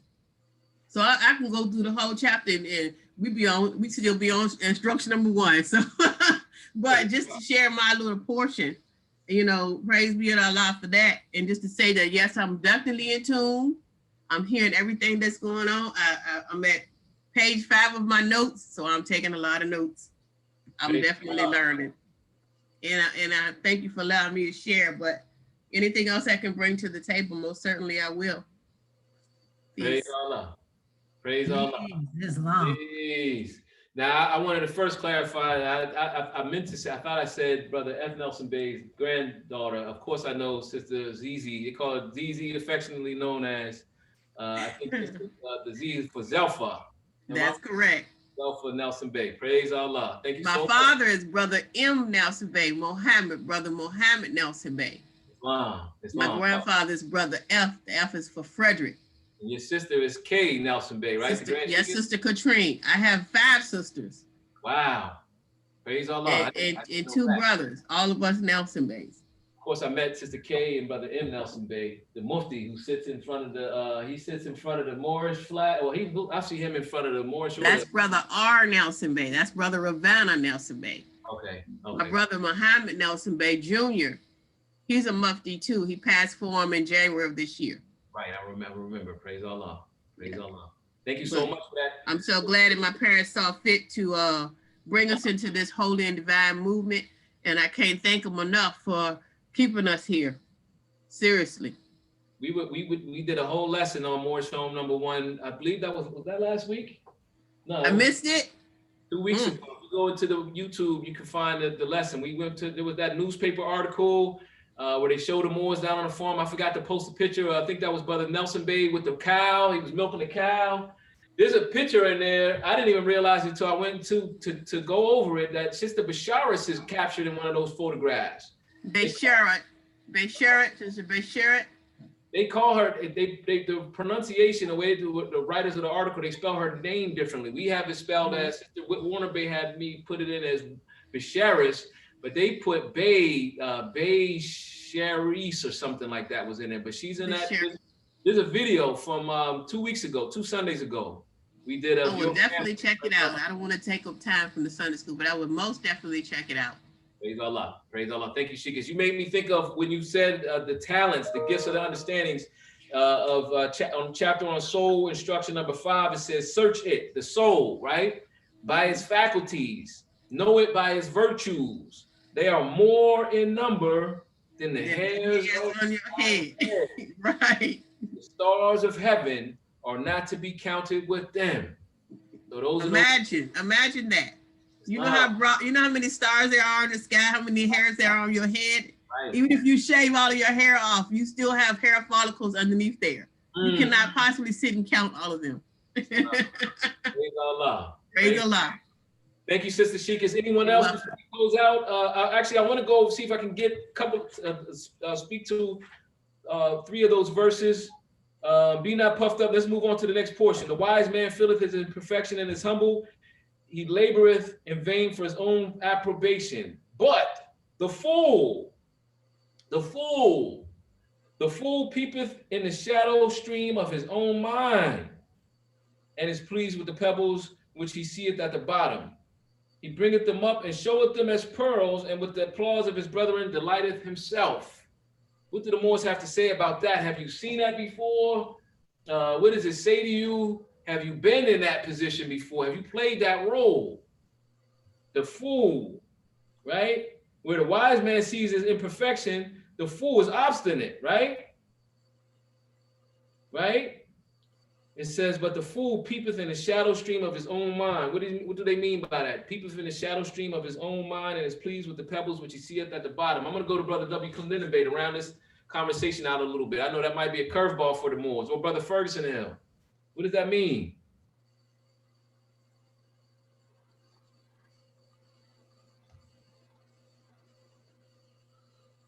Anyone? Islam.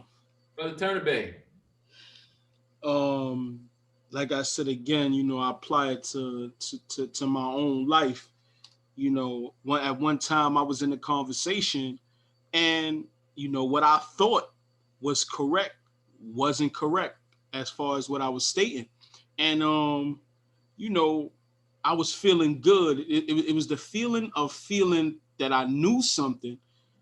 In actuality, you know, I was talking to I was actually behind the yellow brick wall, right? And the brother I was talking to was just listening with patience, you know, because being somewhat conscious, right, of, you know, characteristics and mannerisms, and he was just so humble, just listening to what I was saying. And when it was his time to speak, he just calmly said, "Brother, you know, I heard everything you said. Take this into the consideration." And I listened closely to the words he used. The words he used to rebut what I was saying. It wasn't oppressive. It wasn't. He didn't come at me in no negative tone. It was a loving tone.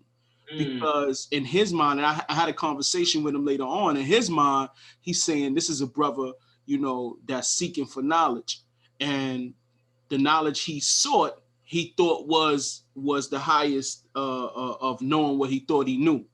And he corrected me, and it made me even more hungry. You know what I'm saying? Everything he told me to study, I went and studied it. You know what I'm saying? And I went and apologized. He's like, "Brother, you ain't gotta apologize to me. You know, I see you learning, you know, and you know, he was more happy for me than I was for myself at the time."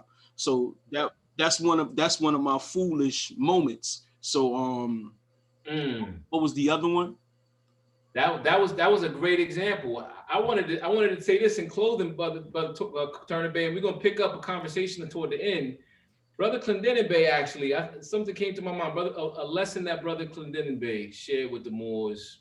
I can't remember how many years ago. It was years ago, and it made a light bulb go off in my head, where he said that when you, in terms of the truth, right, and the different qualities of truth that you can get out there. Sometimes you get a kind of a lackluster quality, and truth seems to adjust or change. And then you have high quality truth, like what the prophet brought us, right? He said, consider the truth that comes from the prophets, right? That does not change because it is divine. It came from Allah, versus all other truths, whether it be from a mastermind or a sage or a scholar, a writer. Just because a person has a degrees, right? Or they put something into a book. Which one is more valuable in a prophet's truth? And he said that the prophet's truth is superior, and it automatically made perfect sense to me. And with that, I say that the fool that peepeth in the shadow stream of his own mind, I think about the person who is not following anyone. They're their own teacher. You don't even have a teacher. You don't have a mentor. You're not following a sage. You are not connected to any of the prophets. You're self-taught, and you stand on that, stubbornly stand on being self-taught. To me, that's always been fascinating. I've ran into people that have that frame of mind before in life, and it's a very trivial thing. But that would be my thought in terms of how the fool peepeth in the shadow stream of his own mind, and totally ignoring the message of the messages that are coming from the Almighty God Allah through His prophets. And with that, Moors, I'm going to turn the meeting over. I'd like to thank everyone for their participation this afternoon in our Sunday school class. And at this time, I'm going to turn the meeting over to our chairman, if that's all right, Sister Berry. I'm going to turn the meeting over to our chairman, Brother C. Ferguson L. Peace. Praise Allah, Islam. Praise Allah. Islam. Islam. First, I rise in the name of Allah, the most gracious and most merciful. All praises due to Allah, Father of the universe. Father of love, truth, peace, freedom, and justice. Giving honor to everything and everyone and everything that pertains to Islam. At this time, I read the warning, and then we can open up after we take care of the prophet's business. Divine warning by the Prophet Noble Drew Ali. Prophet warns all Muslim governors ordered to read proclamation at each meeting. I hereby inform all members that they must end all radical agitating speeches while at work, in their homes, on the streets. We're for peace and not destruction. Stop flashing your cards at Europeans. It causes confusion. Remember, your card is for your salvation. Faith to obey these orders will be of severe consequence. We are for love, truth, peace, freedom, and justice. And when these principles are violated, justice must then take its course. Any member or group of members who hold malicious feelings towards the temple or the prophet who violate the divine covenant of the Moorish movement will receive their reward from Allah for their unjust deeds. All true Moors will and must obey the law as laid unto them by their prophet. If they lose confidence in their prophet, they should turn in their cards and button, cease wearing their turbans and fez, and return to the state where I, the prophet, found you. This is a holy and divine movement founded by the Prophet Noble Drew Ali. And if the prophet is not right, the temple is not right. The prophet is therefore sending out the divine plea to all Moorish Americans that they do their part in protecting their prophet and the temple. This is an everlasting movement founded by the prophet to the will of Allah to redeem his people from their sinful ways by order of Prophet Noble Drew Ali. Peace. Peace. Praise Allah. At this time, we ask if anybody want to make any donation or contribution to the brother gonna put the information up on the screen where you can send information. You can send in a contribution that you may want, if you want to pay your dues or your assessments, you can pay through the apps. And if you want to become a member of the Moorish Science Temple of America or get a nationality card, then we want to make sure that you go to Moorish Science Temple NO.34@gmail.com and send information to our grand sheet. So praise Allah, the information is up on the screen. Islam, brother Ferguson. Islam more. Islam more. So while the this slide screen is for has various information about the rules of engagement, our Cash App. If you want to become a member of Moorish Science Temple, you want to write down the information on the link to our Zoom, which we use the same link every week for Friday Holy Day and for our Sunday school. But at this time, to utilize the time in between, I wanted to see if there are any, Brother Ferguson, if you want to do any announcements. We want to allow the Brother Cleveland to introduce himself, and then we want to get to those questions. We actually asked the Moors to be patient and held their questions. There's a question on the floor, I think from Sister Seals ill, Brother Volquez ill, and then Brother Rajiv Bey had a very interesting question that's going to spark a discussion. So we'll go in that order. If any announcements first, Brother Ferguson.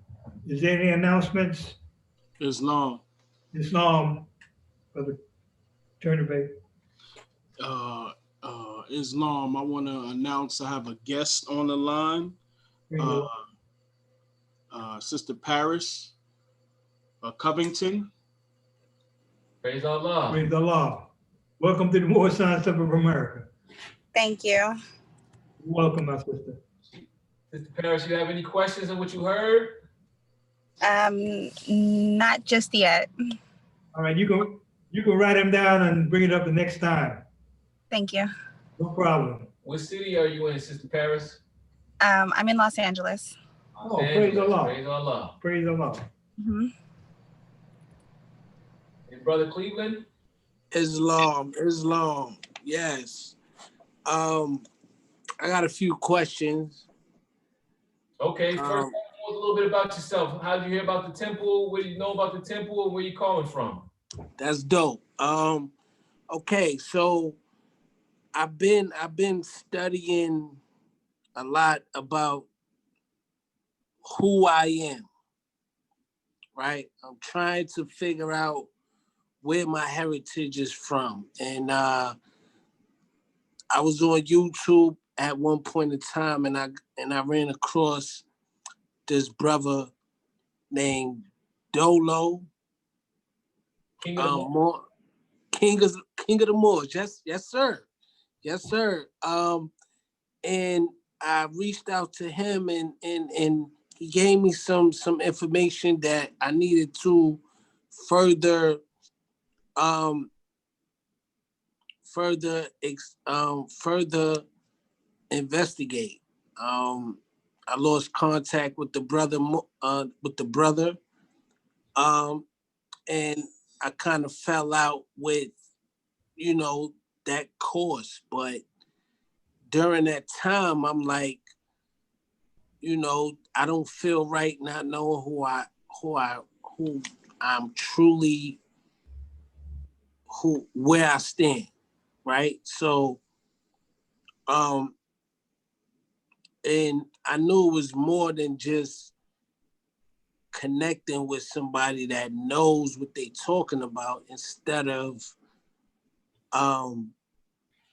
trying to figure it out on my own. So I Googled, you know, where is a chapel, or where is the, you know, some kind of sanctuary where I could get the right information to further my nationality, you know, because the information that the brother Dolo Moore was giving me was basically, I gotta do this and I gotta it was a good starting point, but it wasn't nothing that I could do on my own. You feel me? It was like, you know, this is what you gotta do and that's what you gotta do, but it wasn't really no foundation for me to feel secure about being on the right path, right? Islam, Brother Cleveland. What I'm gonna do, I'm gonna actually ask you to, I want you to reach out to me if you are able to, either later on to today after 7, or actually before 7:30, maybe between 6 and 7, or tomorrow at around 7 p.m. We can discuss further. I want to give you some more information. Right. That'll be peace. That'll be peace. That'll be peace. Cause I got Brother Cleveland, I want you to write down the information while these slides are going by, right? I told you I wanted you to begin to expand. I want you to take notes off some of the things that are here, including the conference line. You'll see there's a flyer for a conference call that happens every Thursday, and there's going to be a call tonight at 7:30, right? This is why I want you to call me before 7:30. I'll be on that, and it's facilitated by our former Grand Sheikh, Brother W. Clendenin Bey. So write all this information down. We'll talk more toward the end. I want to leave some time for the Moors who had some questions. Is that okay, brother man? Peace, definitely. Peace, Islam. At this time, I call on Sister C.C. Ozil. She can be the Prime Minister. Islam. I was actually gonna, Islam, how you doing there, Brother C. Ferguson, Brother Grand Governor of Connecticut? How you doing? Doing great, praise Allah. Allah do the praise. Praise Allah. Happy belated birthday. Wow. Thank you. Praise Allah. Oh man. Happy belated birthday, Brother Ferguson. Praise Allah. Islam. Happy birthday, Brother Ferguson Hill. Yeah, Brother Clendenin Bey. Go ahead, Sister C. You had something? You want to? Is it C.C. Ozil? It's Islam. I think I was muted back. Yeah. So okay. So my communication was initially just the Young People's Moorish National League. As the assistant treasurer, they've kind of asked me to kind of just communicate to the East Coast and just gather all of the young Muslims who are members of the temple, have proclaimed their nationality, and would like to participate. We're going to be having a virtual event. It'll be happening on the 5th of September at approximately 4 o'clock p.m. Eastern Standard Time. I'm going to be needing to reach out to the different sisters. I had initially spoken to Sister Barry Bay about getting together. I know our schedules can be a little hectic, but I'm going to need to reach out to all. I know I mentioned this to the Grand Sheikh also. So I'm going to need to reach out. I'm not sure who's willing to participate. If you are on the call and are interested, I definitely would need you guys to reach out just so I can kind of put it together, compile it, and just get it back to our national chairman on that level. I also was gonna just ask, well, not ask, I wanted to communicate something with regard to time. I know we were talking about errors in time and things of that nature. And I had found information that was very interesting. You know how it says Masterman we measure time in cycle ages.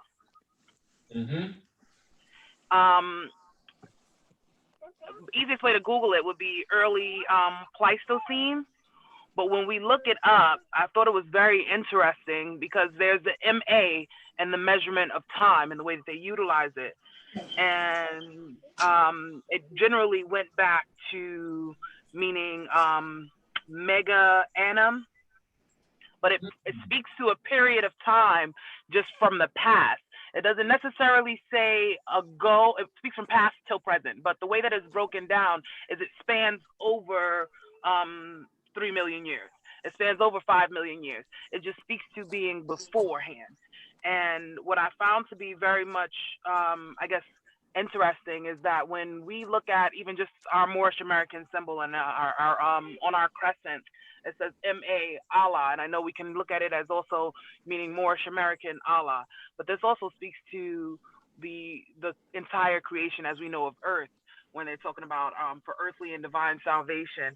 And I thought it was very interesting because this is the way that it's used for people who study geography, for people who study anything pertaining to the celestial time, and anyone that's also, I know you spoke about the Gregorian calendar and things of that nature, but masterminds utilize this and measure the time using this. And when I say masterminds, those who have acquired a certain level of understanding and knowledge.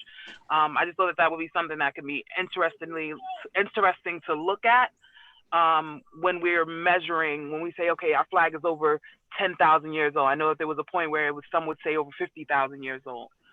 Inside of the Moorish Guide, I think it says over 50,000 years old. But now when you look at actual ages, if you looked it up, you would be able to look it up as a quaternary period or early Pleistocene. And those are it's very interesting because I found that when I was looking at Moroccans, when we were looking at, because that question, descendants of Moroccans and born in America, when you look at the ancestry of Moroccans themselves, it ends up pulling back into North Africa, West Africa, South Africa, the Horn of Africa as it's known, and it even talks about Asia. So when you're communicating to those who, I guess, respect information about what your nationality is, I'm grateful for these smartphones because it's at the tip of your fingers where you could literally pull it in and just show them for themselves. Here, the Moroccans are a combination of these people. And it's almost just like the Grand Sheikh said, the Prophet left no wiggle room for anyone. You didn't really have to worry about much after that. But when you look this up and you just type in, you know, the ancestry of Moroccans, it'll pull in and it'll allow you to be able to identify with yourselves even a little more. And it'll allow you to feel comfortable when you're expressing that, no, I'm not a descendant of the modern day Arabs. And no, this is not a tarbouche, it's a fez. Praise Allah that for your understanding though, and you're able to actually give them something that would, I guess, appease them for that moment and even possibly pique interest in learning more about who you are.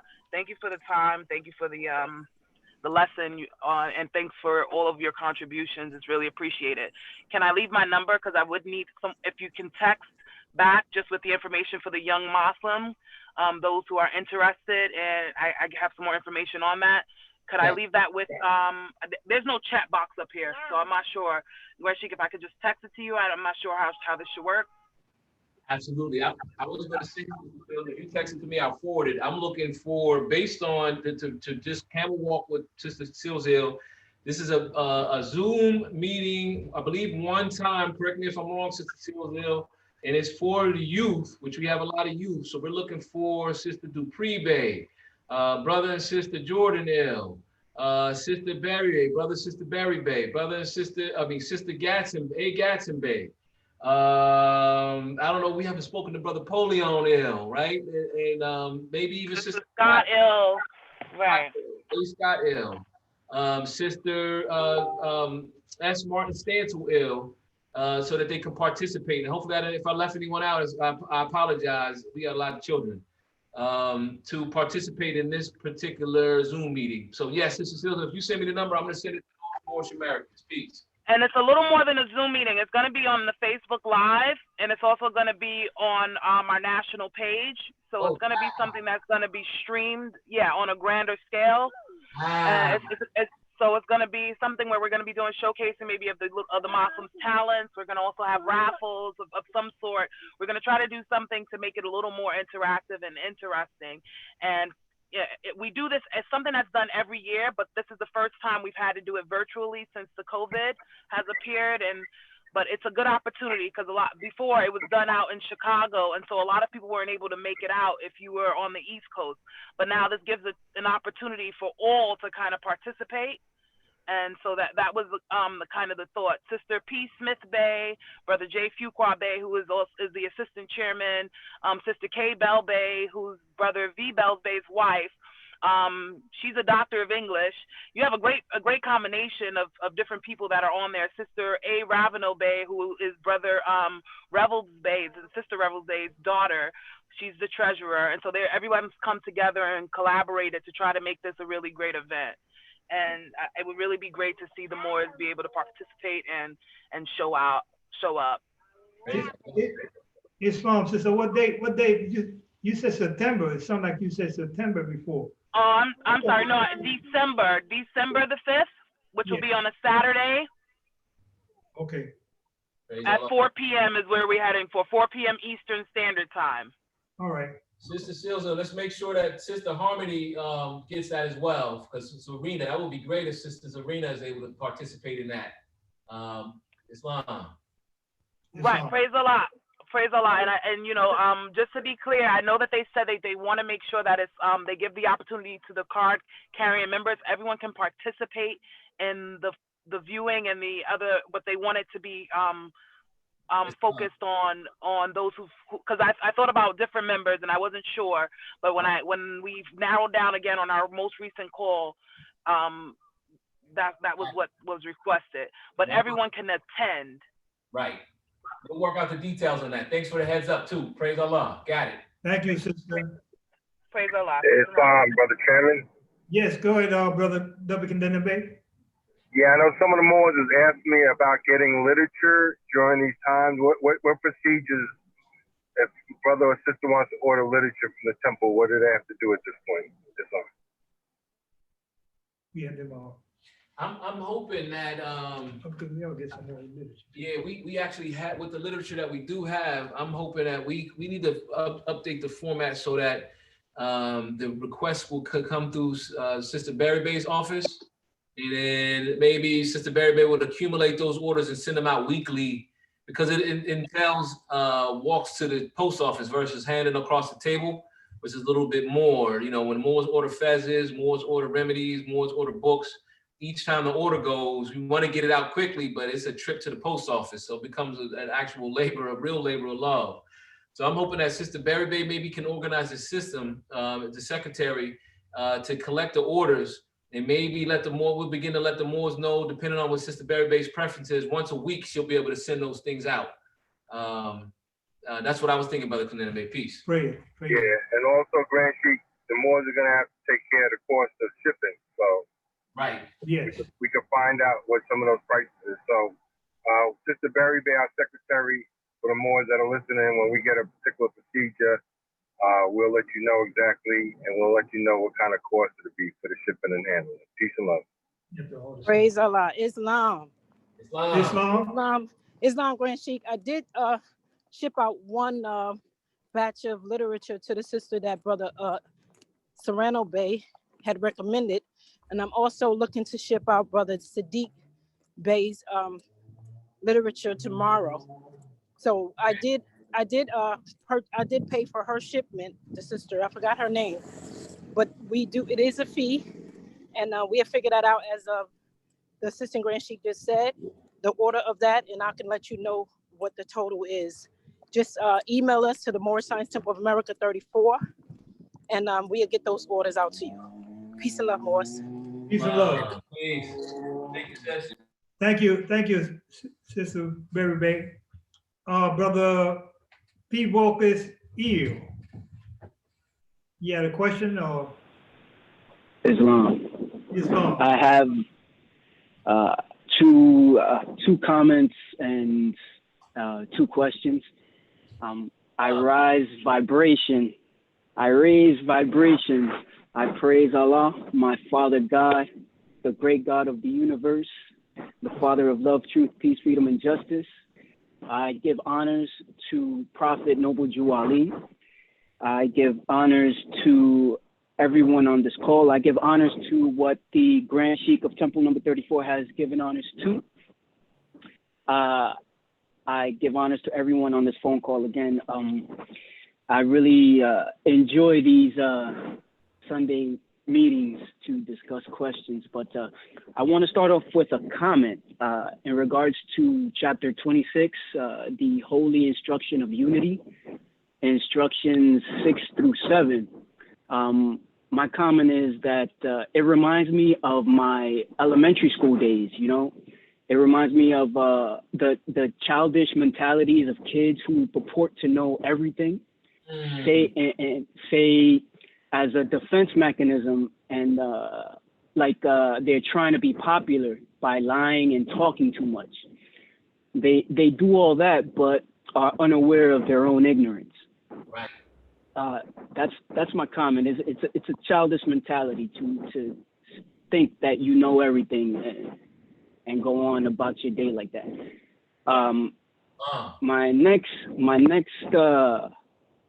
response to your question, Brother Y. Cyrus Hill, Grand Sheikh, Brother Y. Cyrus Hill. Yes, sir. The difference between emperor and sultan, king and president, is that a emperor is a sovereign ruler of an empire, which is a collection of kingdoms. A sultan is a Muslim sovereign.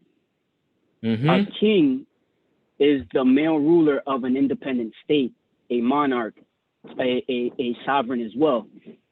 Now, a sovereign is a supreme ruler, especially a monarch.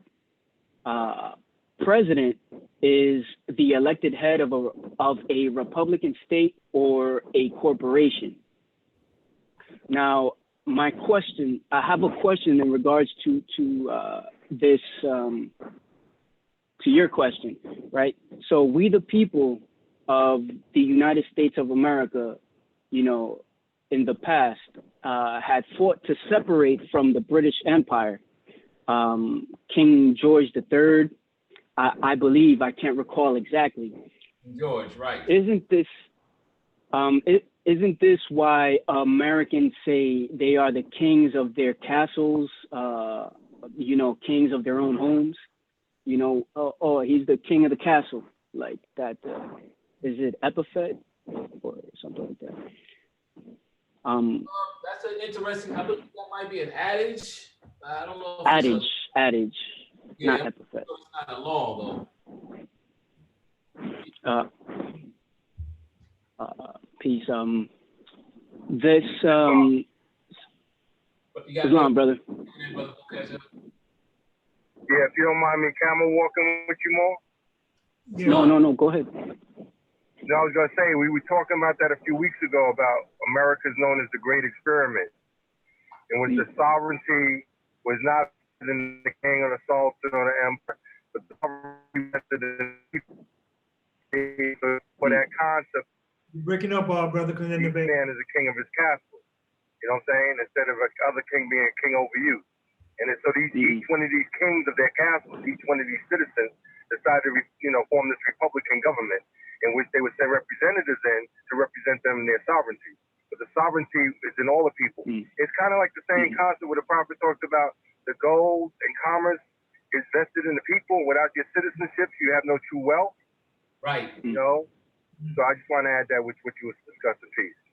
Thank you very much, brother. Go ahead, Bokas. We have representatives. So to go forward, so on page 38, chapter 29, magistrate and subject, The first three instructions, I'm just going to read real quick.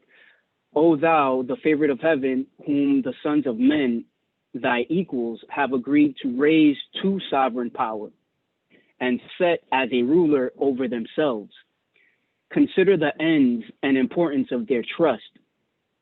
Facts more than the dignity and height of thy station. Or then, thou art clothed in purple and seated on a throne. The crown of majesty investeth thy temples. The scepter of power is placed in thy hand. But not for thyself were these ensigns given, not meant for thine own, but the good of thy kingdom. The glory of a king is the welfare of his people. His power and dominion rest in the hearts of his subjects. My question is the Prophet Noble Drew Ali the sovereign power of which members of the Moorish Science Temple of America are subject to?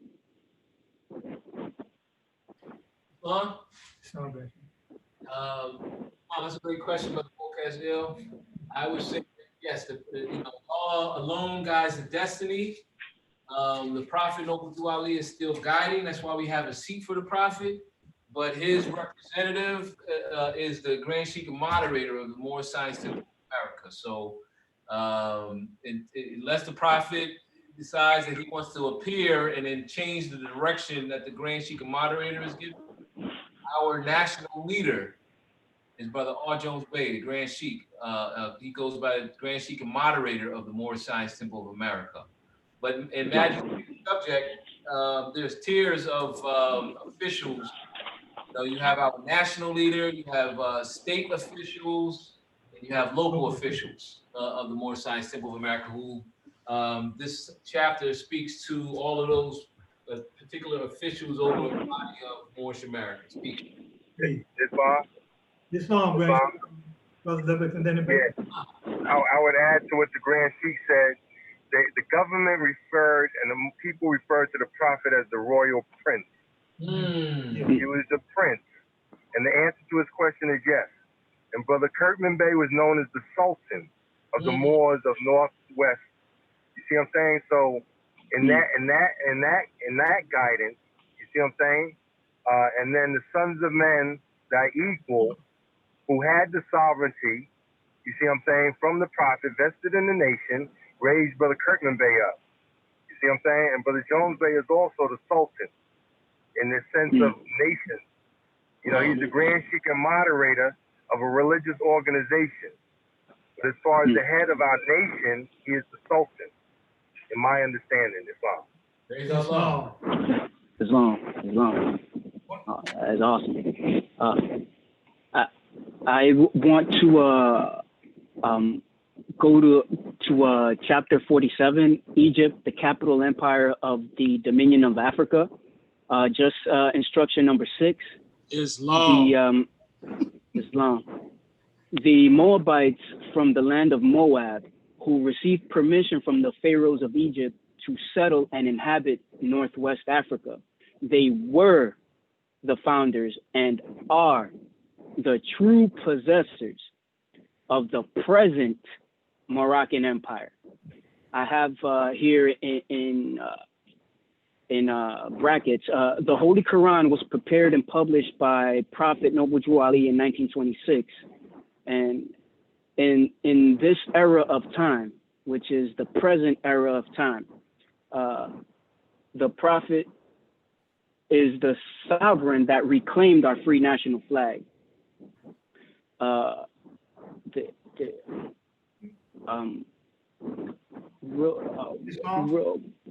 Islam. Keep going. Let him finish. Go ahead, Mo. I had also where did I put this question? Give me 2 seconds.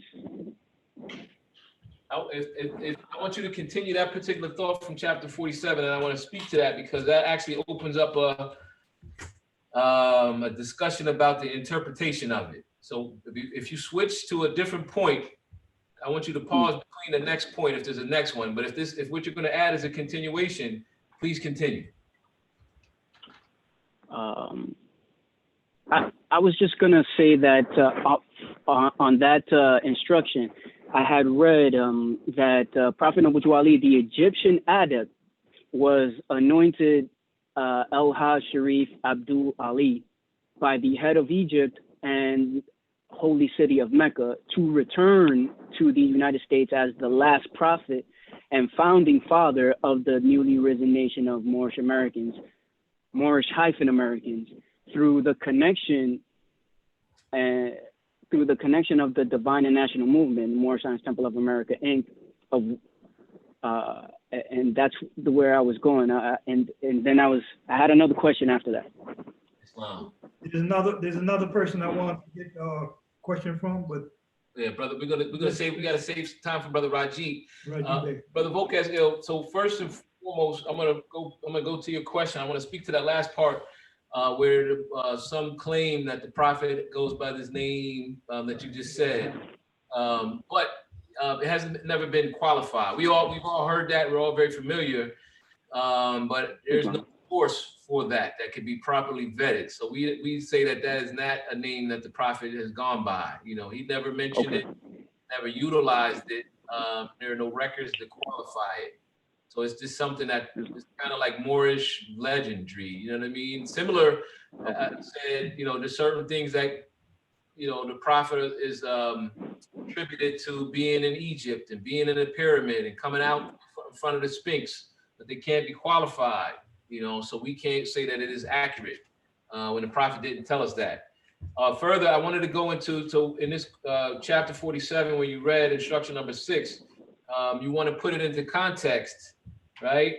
It actually starts, that statement starts with really instruction 4, where it's talking about the dominion of Cush and Ham, right? And in 5, it says in later years that dominion expanded. Right?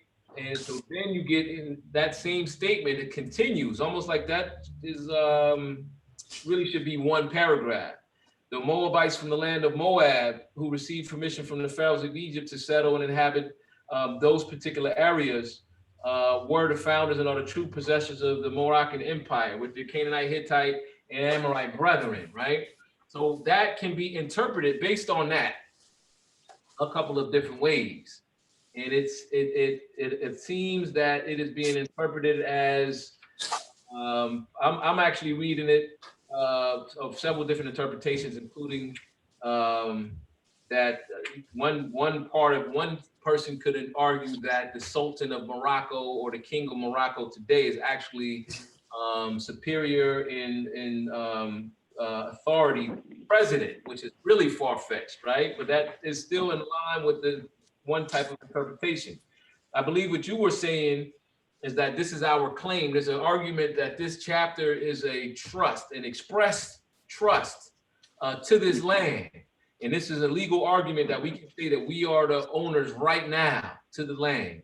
And I would say that is not our interpretation. And if that's what you're saying, or if anyone may have interpreted that way, I would ask them to carefully try to line that up with the prophet himself, who put the text together, the author of the supposedly expressed trust.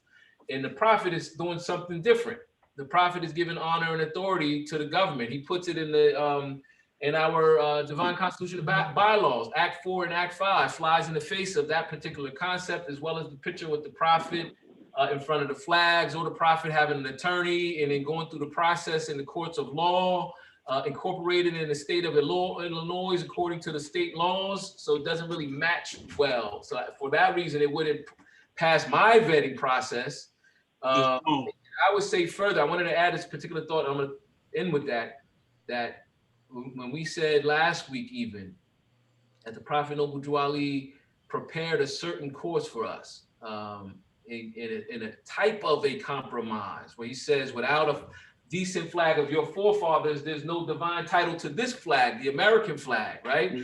So he says that he wants us to be inside of the government. But I believe that the prophet said it'll take us 50 years before we realize what he brought us. So we might not really understand why he's sending us this particular way. And the prophet said he went before around his elbow to get to his thumb. The prophet talks about in his oral statements about the European taking on water. And he says he said he's gonna leave the European here long enough to show you how to run a government. Some of the Moors seem to think that the prophet is saying right now we're not supposed to be a part of this government and we're supposed to take it over and it's ours. And that's not the prophet's plan. I believe No, that's. he wants us to learn how to be better citizens. These are his own words. Everything I'm saying is what the prophet said. Islam. Work through the system, learn how to use our powerful constitution that we're connected to. And then once we learn how to use it, we come together in unison. We're voting. We're putting officials in position. But ourselves, we can begin to run our government on our own. And at some point in time, the prophet prophesied that the weather would change back. Moors will come into their own. And no matter how it looks, it's all going to end up in the Asiatics' hands. Peace. Islam. I just have a real quick to finish up this train of thought. Hold on. Islam, more. Just hold on a minute. You just want to make it correct. You said 1926, 1927 that it was published. You said 1926. I don't know where you get that 26 at, but the Quran is 1927. Islam. Go ahead. Make it short, Mo, because I want to get the other brother in. Okay, we'll do. Okay, where I was going with that is that if sheiks or trustees are the members, beneficiaries, and or subjects of all that the Prophet redeemed for us, like the Moorish flag with the 5-pointed green star in the center, the Holy Quran of the Moorish Science Temple of America, and mandate to the continental land of North America. By the way, the Prophet founded the Moorish Science Temple of America in 1913 when Morocco, the Kingdom of Morocco, was established in April 7th, 1956. So the Prophet brought back all these things for us, and including the flag.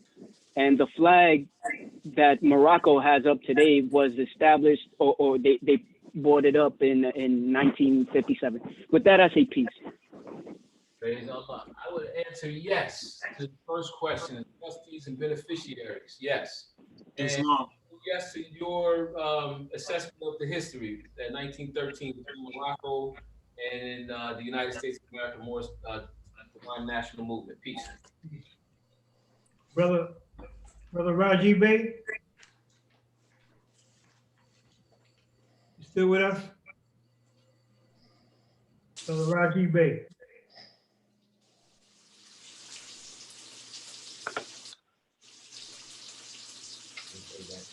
Islam.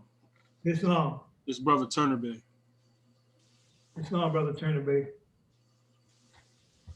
I wanted to give a portion of understanding that the question that the brother bringing up and the confusion is what I talk with the Grand Sheikh about a lot.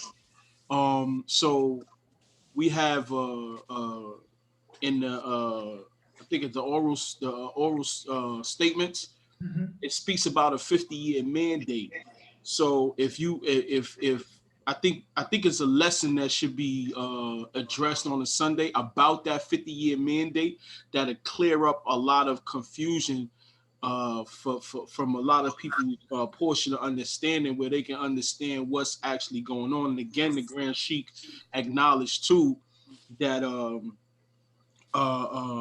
what the prophet said, that if that we'll lose. I believe you said that we'll forget who we was if we don't stay in the prophet's footprints. So the brother asked a very, very good question as far as whatever he's reading in his questioning. So it puts forth like a contradiction in certain things that we're reading. That's why there's a conflict, because on one hand, there's words used like the 50-year mandate, the Pan-African Conference, right? So when you start studying those things and you start studying who is allowed to go to a Pan-American Conference at that time, only sovereigns of a nation was allowed to go to those meetings. So and Noble Drew Ali was representing the Moorish American nation, right? So it's a lot that has to be studied upon as far as explaining what the brother was trying to hint at, right? And as far as taking over America or regaining back the keys, because we just spoke, if we pay attention, we spoke about our nation. We spoke about our lands, which is Africa, which is America, and all the adjoining islands as far as North and South America. So I don't personally, and as far as my portion of understanding, I don't disagree with everything the brother said, as opposed to what's being said by a lot of people. So, you know, I really like to keep with the prophet and what the prophet said. You know, what is the Asiatic nation comprised of? He gives it. You know, he gives it. He also tells us about the 50-year mandate. So it really is no room for real argument as opposed to what he was really saying. You know, I believe there will come a time when we'll come into our own, and I believe there will be a time when everything will be in our favor, which will be us governing us, and as well as the world, as far as the light coming from the Moorish Americans. Peace. Islam. I want to speak to that. That's a very good point. And I just would say that in general, that the Moorish Americans that want us to get to these next levels, the true Moors, the prophet talks about the true Moors, and another group of Moors, true Moors, all on this call, we realize that is no simple task, and it's nothing to play with. Islam. You put in serious work and serious consideration to reach that point. Sister German Bates said this movement represents the soul of our people. Can't slip, so we need to take it seriously. So the prophet says, it's actually in the oral statement number 39. It's a long story that talks about the prophet being at the Pan American Conference. And I want to go down into the second portion of it, Islam. And it says that at the conference, Brother C. Kirkman Bey addressed the conference room in Spanish, in both Spanish and Arabic. And when the Secretary of State of the United States heard Brother Kirkman Bey, he said, that's a dangerous man. Up to that period of time, the United States received a 50-year mandate for this land. At this conference, the mandate for this land was given to Prophet Noble Drew Ali. Brother C. Kirk Bey, Grand Sheikhs of the Emeritus of Temple One, said that the Prophet Noble Drew Ali showed us the mandate in the Adab chamber. So there, we understand the mandate to the land, but the question becomes, how is it used? How did the prophet intend to use it? The mandate to the land reminds me of this idea of a trust. When you have a trust, you have something that has a possession, a value that is really owned by held for the beneficiary, right? But it's held in trust by a trustee or someone who is a trustee, right? Entrusted with this particular body. So we can say that the United States of America is custodian of the land. And the prophet proved that, well, you may be the custodian. This is how I would interpret it. But we actually, we've proven that the ownership is ours. I'm here, we're on the scene, we're connected back. I'm the prophet. And the United States obviously honored the prophet because they gave him the flag. They recognized the Moorish Science Temple of America. They continue to recognize the Moorish Science Temple of America, right? The prophet says he's going to leave the European here to show you how to run a government. It says this in Think You Sober You Moors. Remember, we read this last week. It says, we Moors must maintain a grand treasure, just as in the days of our forefathers. Then you are a nation. Until then, you are nothing.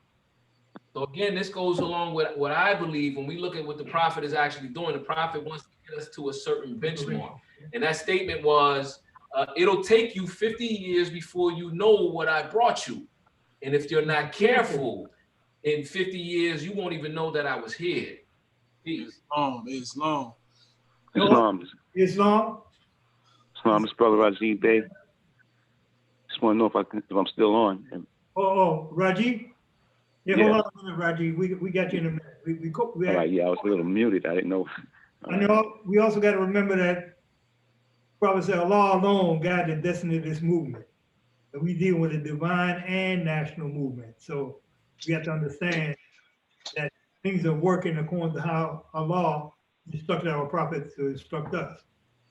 Brother Rajiv Bey, you had a... Islam, brothers. Yeah, everything is pertinent, about our Moorish, national, and divine movement, and everything is always divine. We're divine people with divine headdress, a divine movement. So I was going there because we were talking about government and how the two governments form, or what type of two citizenships are there. And we got to take into account the 1789 status.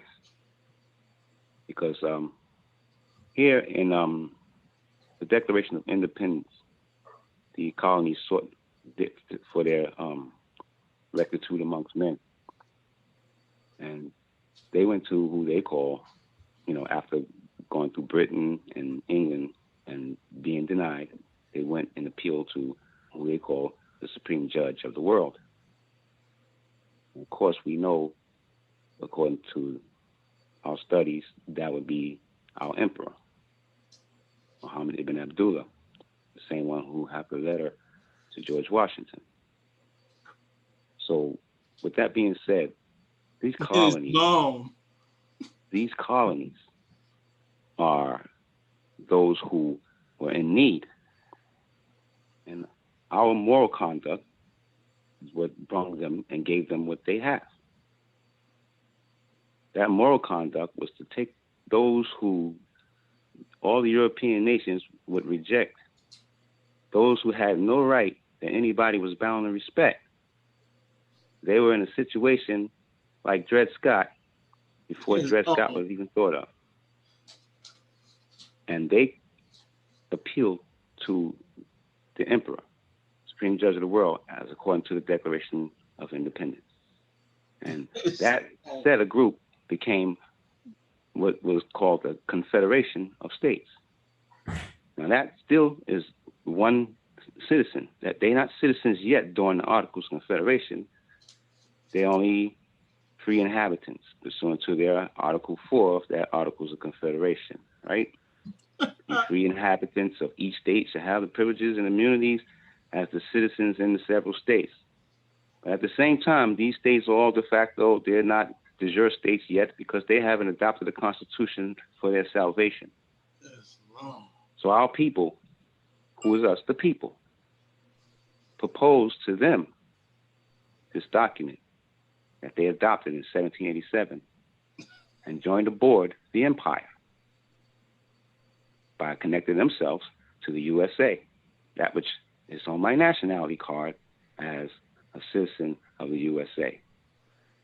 No one on the planet Earth can say, I am a citizen of the USA.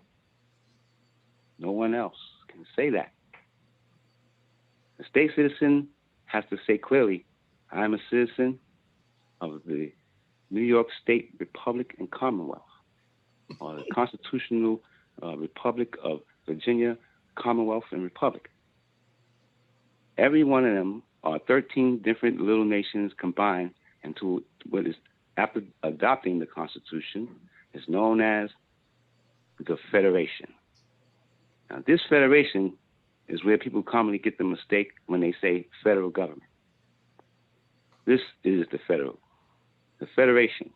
And whenever they put into act, which is known as their Article 1, Section 2, Clause 3, which states that the amount of representatives and the amount of taxes shall be apportioned according to the amount of free citizens of a state. Okay? including those who are bound to serve for a time, and 3/5 of the Indians not excluded, and 3/5 of all others. And then down below there, they name the 13 states and the amount of representatives in Senate, which not include anybody else on the planet Earth. So that's one set of citizens who, in Article 1, Section 2, Clause 3, after crying about their Boston Tea Party, no taxation without representation, our forefathers sought to cure their problem by creating Article 1, Section 2, Clause 3, in order to make sure that they would have representation along with their taxation. That did not include us. That was just the states. As you can read the article and you'll see it's only the states, because we were the citizens of the USA, not Virginia, Massachusetts, you understand, New York, the Carolinas. We weren't citizens of that. We were citizens of the nation, not the states. And a lot of our people are confused about which one we are. But it's clear when you look at the history of those who adopt a national document and then look at the laws on nation, country, and state. The law will clearly show you that a country and a state is the same thing. And that's that a state can come into existence without being attached to a nation, but that state would not exist as a de jure state. And that in order for people to have the real respect amongst the laws of nations as a de jure state, they must be attached to a nation. So the colonies attach themselves to the empire. You're sitting in the empire, which settled as the USA. It's long. So this is why your prophet said, I'm a citizen of the USA, and it's on your card, and nobody on earth can say that. Because we, the people, ordained and established this government for ourselves and for our posterity. And as it goes down, and for the United States of America, meaning for the Union, which becomes the Federation.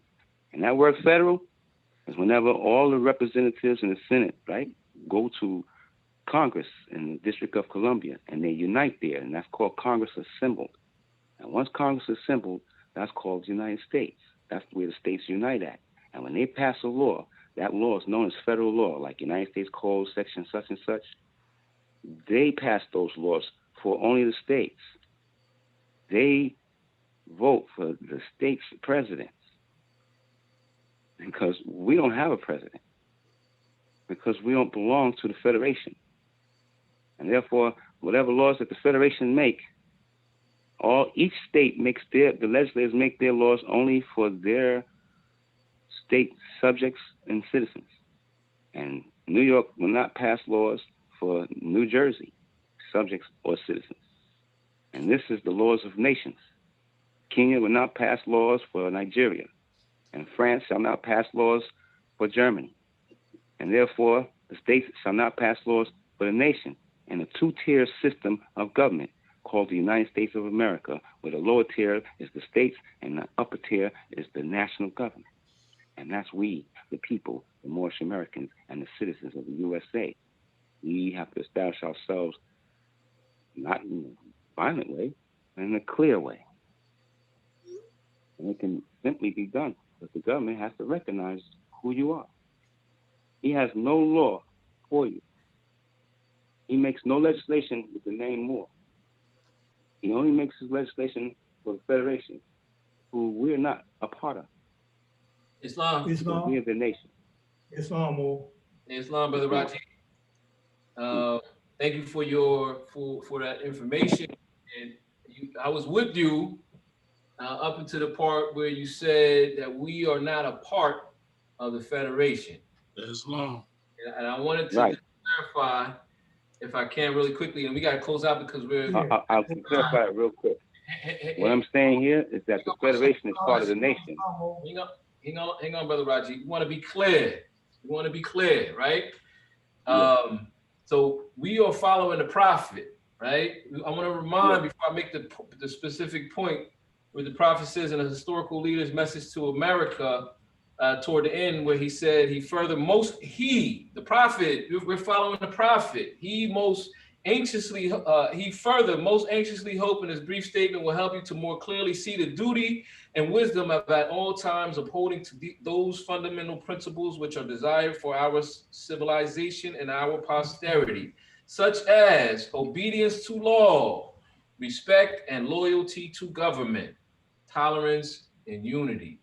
And again, I point to the things that I said about the prophet flying the flag and yes, that's, laws of the I clearly hear that. Hold on, Brother Rajid, I'll let you speak. There's an order. Just let the Grand Sheik speak. So then I'll recognize. I agree we need to close out. Go ahead. So I agree with everything. I just wanted to clarify that what type of citizens we are. The prophet said in the Moorish leader's message to America, he said, the citizens of all free national governments, according to the national constitution, are all of one family bearing one free national name. Those who fail to recognize the free national constitution of their state, of the constitution, free national constitution, are classed, let me read the exact words, are classed as undesirables. Those who fail to recognize the free national name of their constitutional government are classed as undesirable, and they are subject, right? And are subject to all inferior names, abuses, and mistreatments that are bestowed, that the citizens care to bestow upon them, right? And it's a sin to cling to the names and principles that delude to slavery. So I would say that the prophet said that we're citizens. In the article after that, prophet makes a plea to the nation. He says the Constitution of the United States of America. I agree with we're not citizens under Article 2, Section 2.3, right? We are preamble citizens, where it says we, the citizens of the United States of America. That's what I'm saying there. Union, right? Establish justice, right? Ensure domestic tranquility, provide for the common defense, promote the general welfare, and ensure the blessings of freedom for ourselves and our posterity. Do ordain and adopt this Constitution of the United States of America. So you got me. I would just say that part where you slipped out is when you said we are not a part of the Federation. That I'm with the prophet. I think you might have stepped. What I'm saying is this: the Federation of States is not the nation. I respect your. The Federation adopted the Constitution. I respect your thought, and we can pick that up. We can go into a little bit. Right now, I don't know if we're gonna have enough time to do it because we missed you on the first go round. Well, Islam. 14th Amendment is another impact. Islam, we're gonna have to close out. We can pick that up another time. That's it. Praise Allah, Moors. Thank you for everyone for your attendance on the Sunday school. And I'd like to say thank you, special thanks to Brother Clendenebe for reminding us that this week on the 15th was Brother C. Ferguson-Hill's birthday. He turned the 16th was his birthday. He turned 71. 74. Praise Allah. 74. That's a long way from 70 more. 74. It's long. If we round up to 75. Islam. So happy birthday, brothers C. Ferguson-Hill, and safe travels, smooth travels, Sister H. Graves-Hill. Praise Allah. Peace. Islam. Peace. Happy Thank birthday. everyone for the contribution, physically, spiritually, and financially. I pray Allah continues to guide us. I pray Allah continues to protect us. I pray Allah continues to shield us against all negative forces seen and unseen.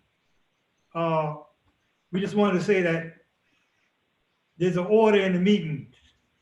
The chairman recognized the speakers. And like I said, once the sister give us who was speaking, then I call upon the name. But we don't dialogue back and forth like that. We give everybody their chance to express themselves, and then other people can respond. All right, just like we all in a meeting. When we're in a meeting, that's how the order go. And like I said, Sunday school is when we ask all. This is good because this is where we ask a lot of questions and we get a lot of answers to a lot of the questions that we may have. On a Sunday, Friday is the holy day where we teach from the gospel. We teach everything. You know, all right. We just want to emphasize, put that out. Anything else, Grand Sheik? That's it. All is well. Praise Allah. All rise, face the east. Repeat the motion, record prayer after the Grand Chief. Chaos. Why Cyrus here? Islam. Islam. Islam. Allah, the Father of the universe. Allah. Allah, the Father of the universe. Father of love. The Father of Father love. of love. Truth. Truth. Peace. Peace. Freedom. Freedom. And justice. And justice. Allah is my protector. Allah is my Allah is my protector. My God. My God. In my salvation. In my salvation. In my salvation. By night. By night. By night. And by day. And by day. And by day. Who is holy prophet. To his Who is Holy prophet. Ali. You Ali. Drew Ali. Amen. Amen. Amen. Peace. Peace and love. You can't charge those. Islam. Peace. Peace. Everyone have a great week. We'll see you on Friday. Hear you on the conference call tonight. That's happening now. Yes. Oh.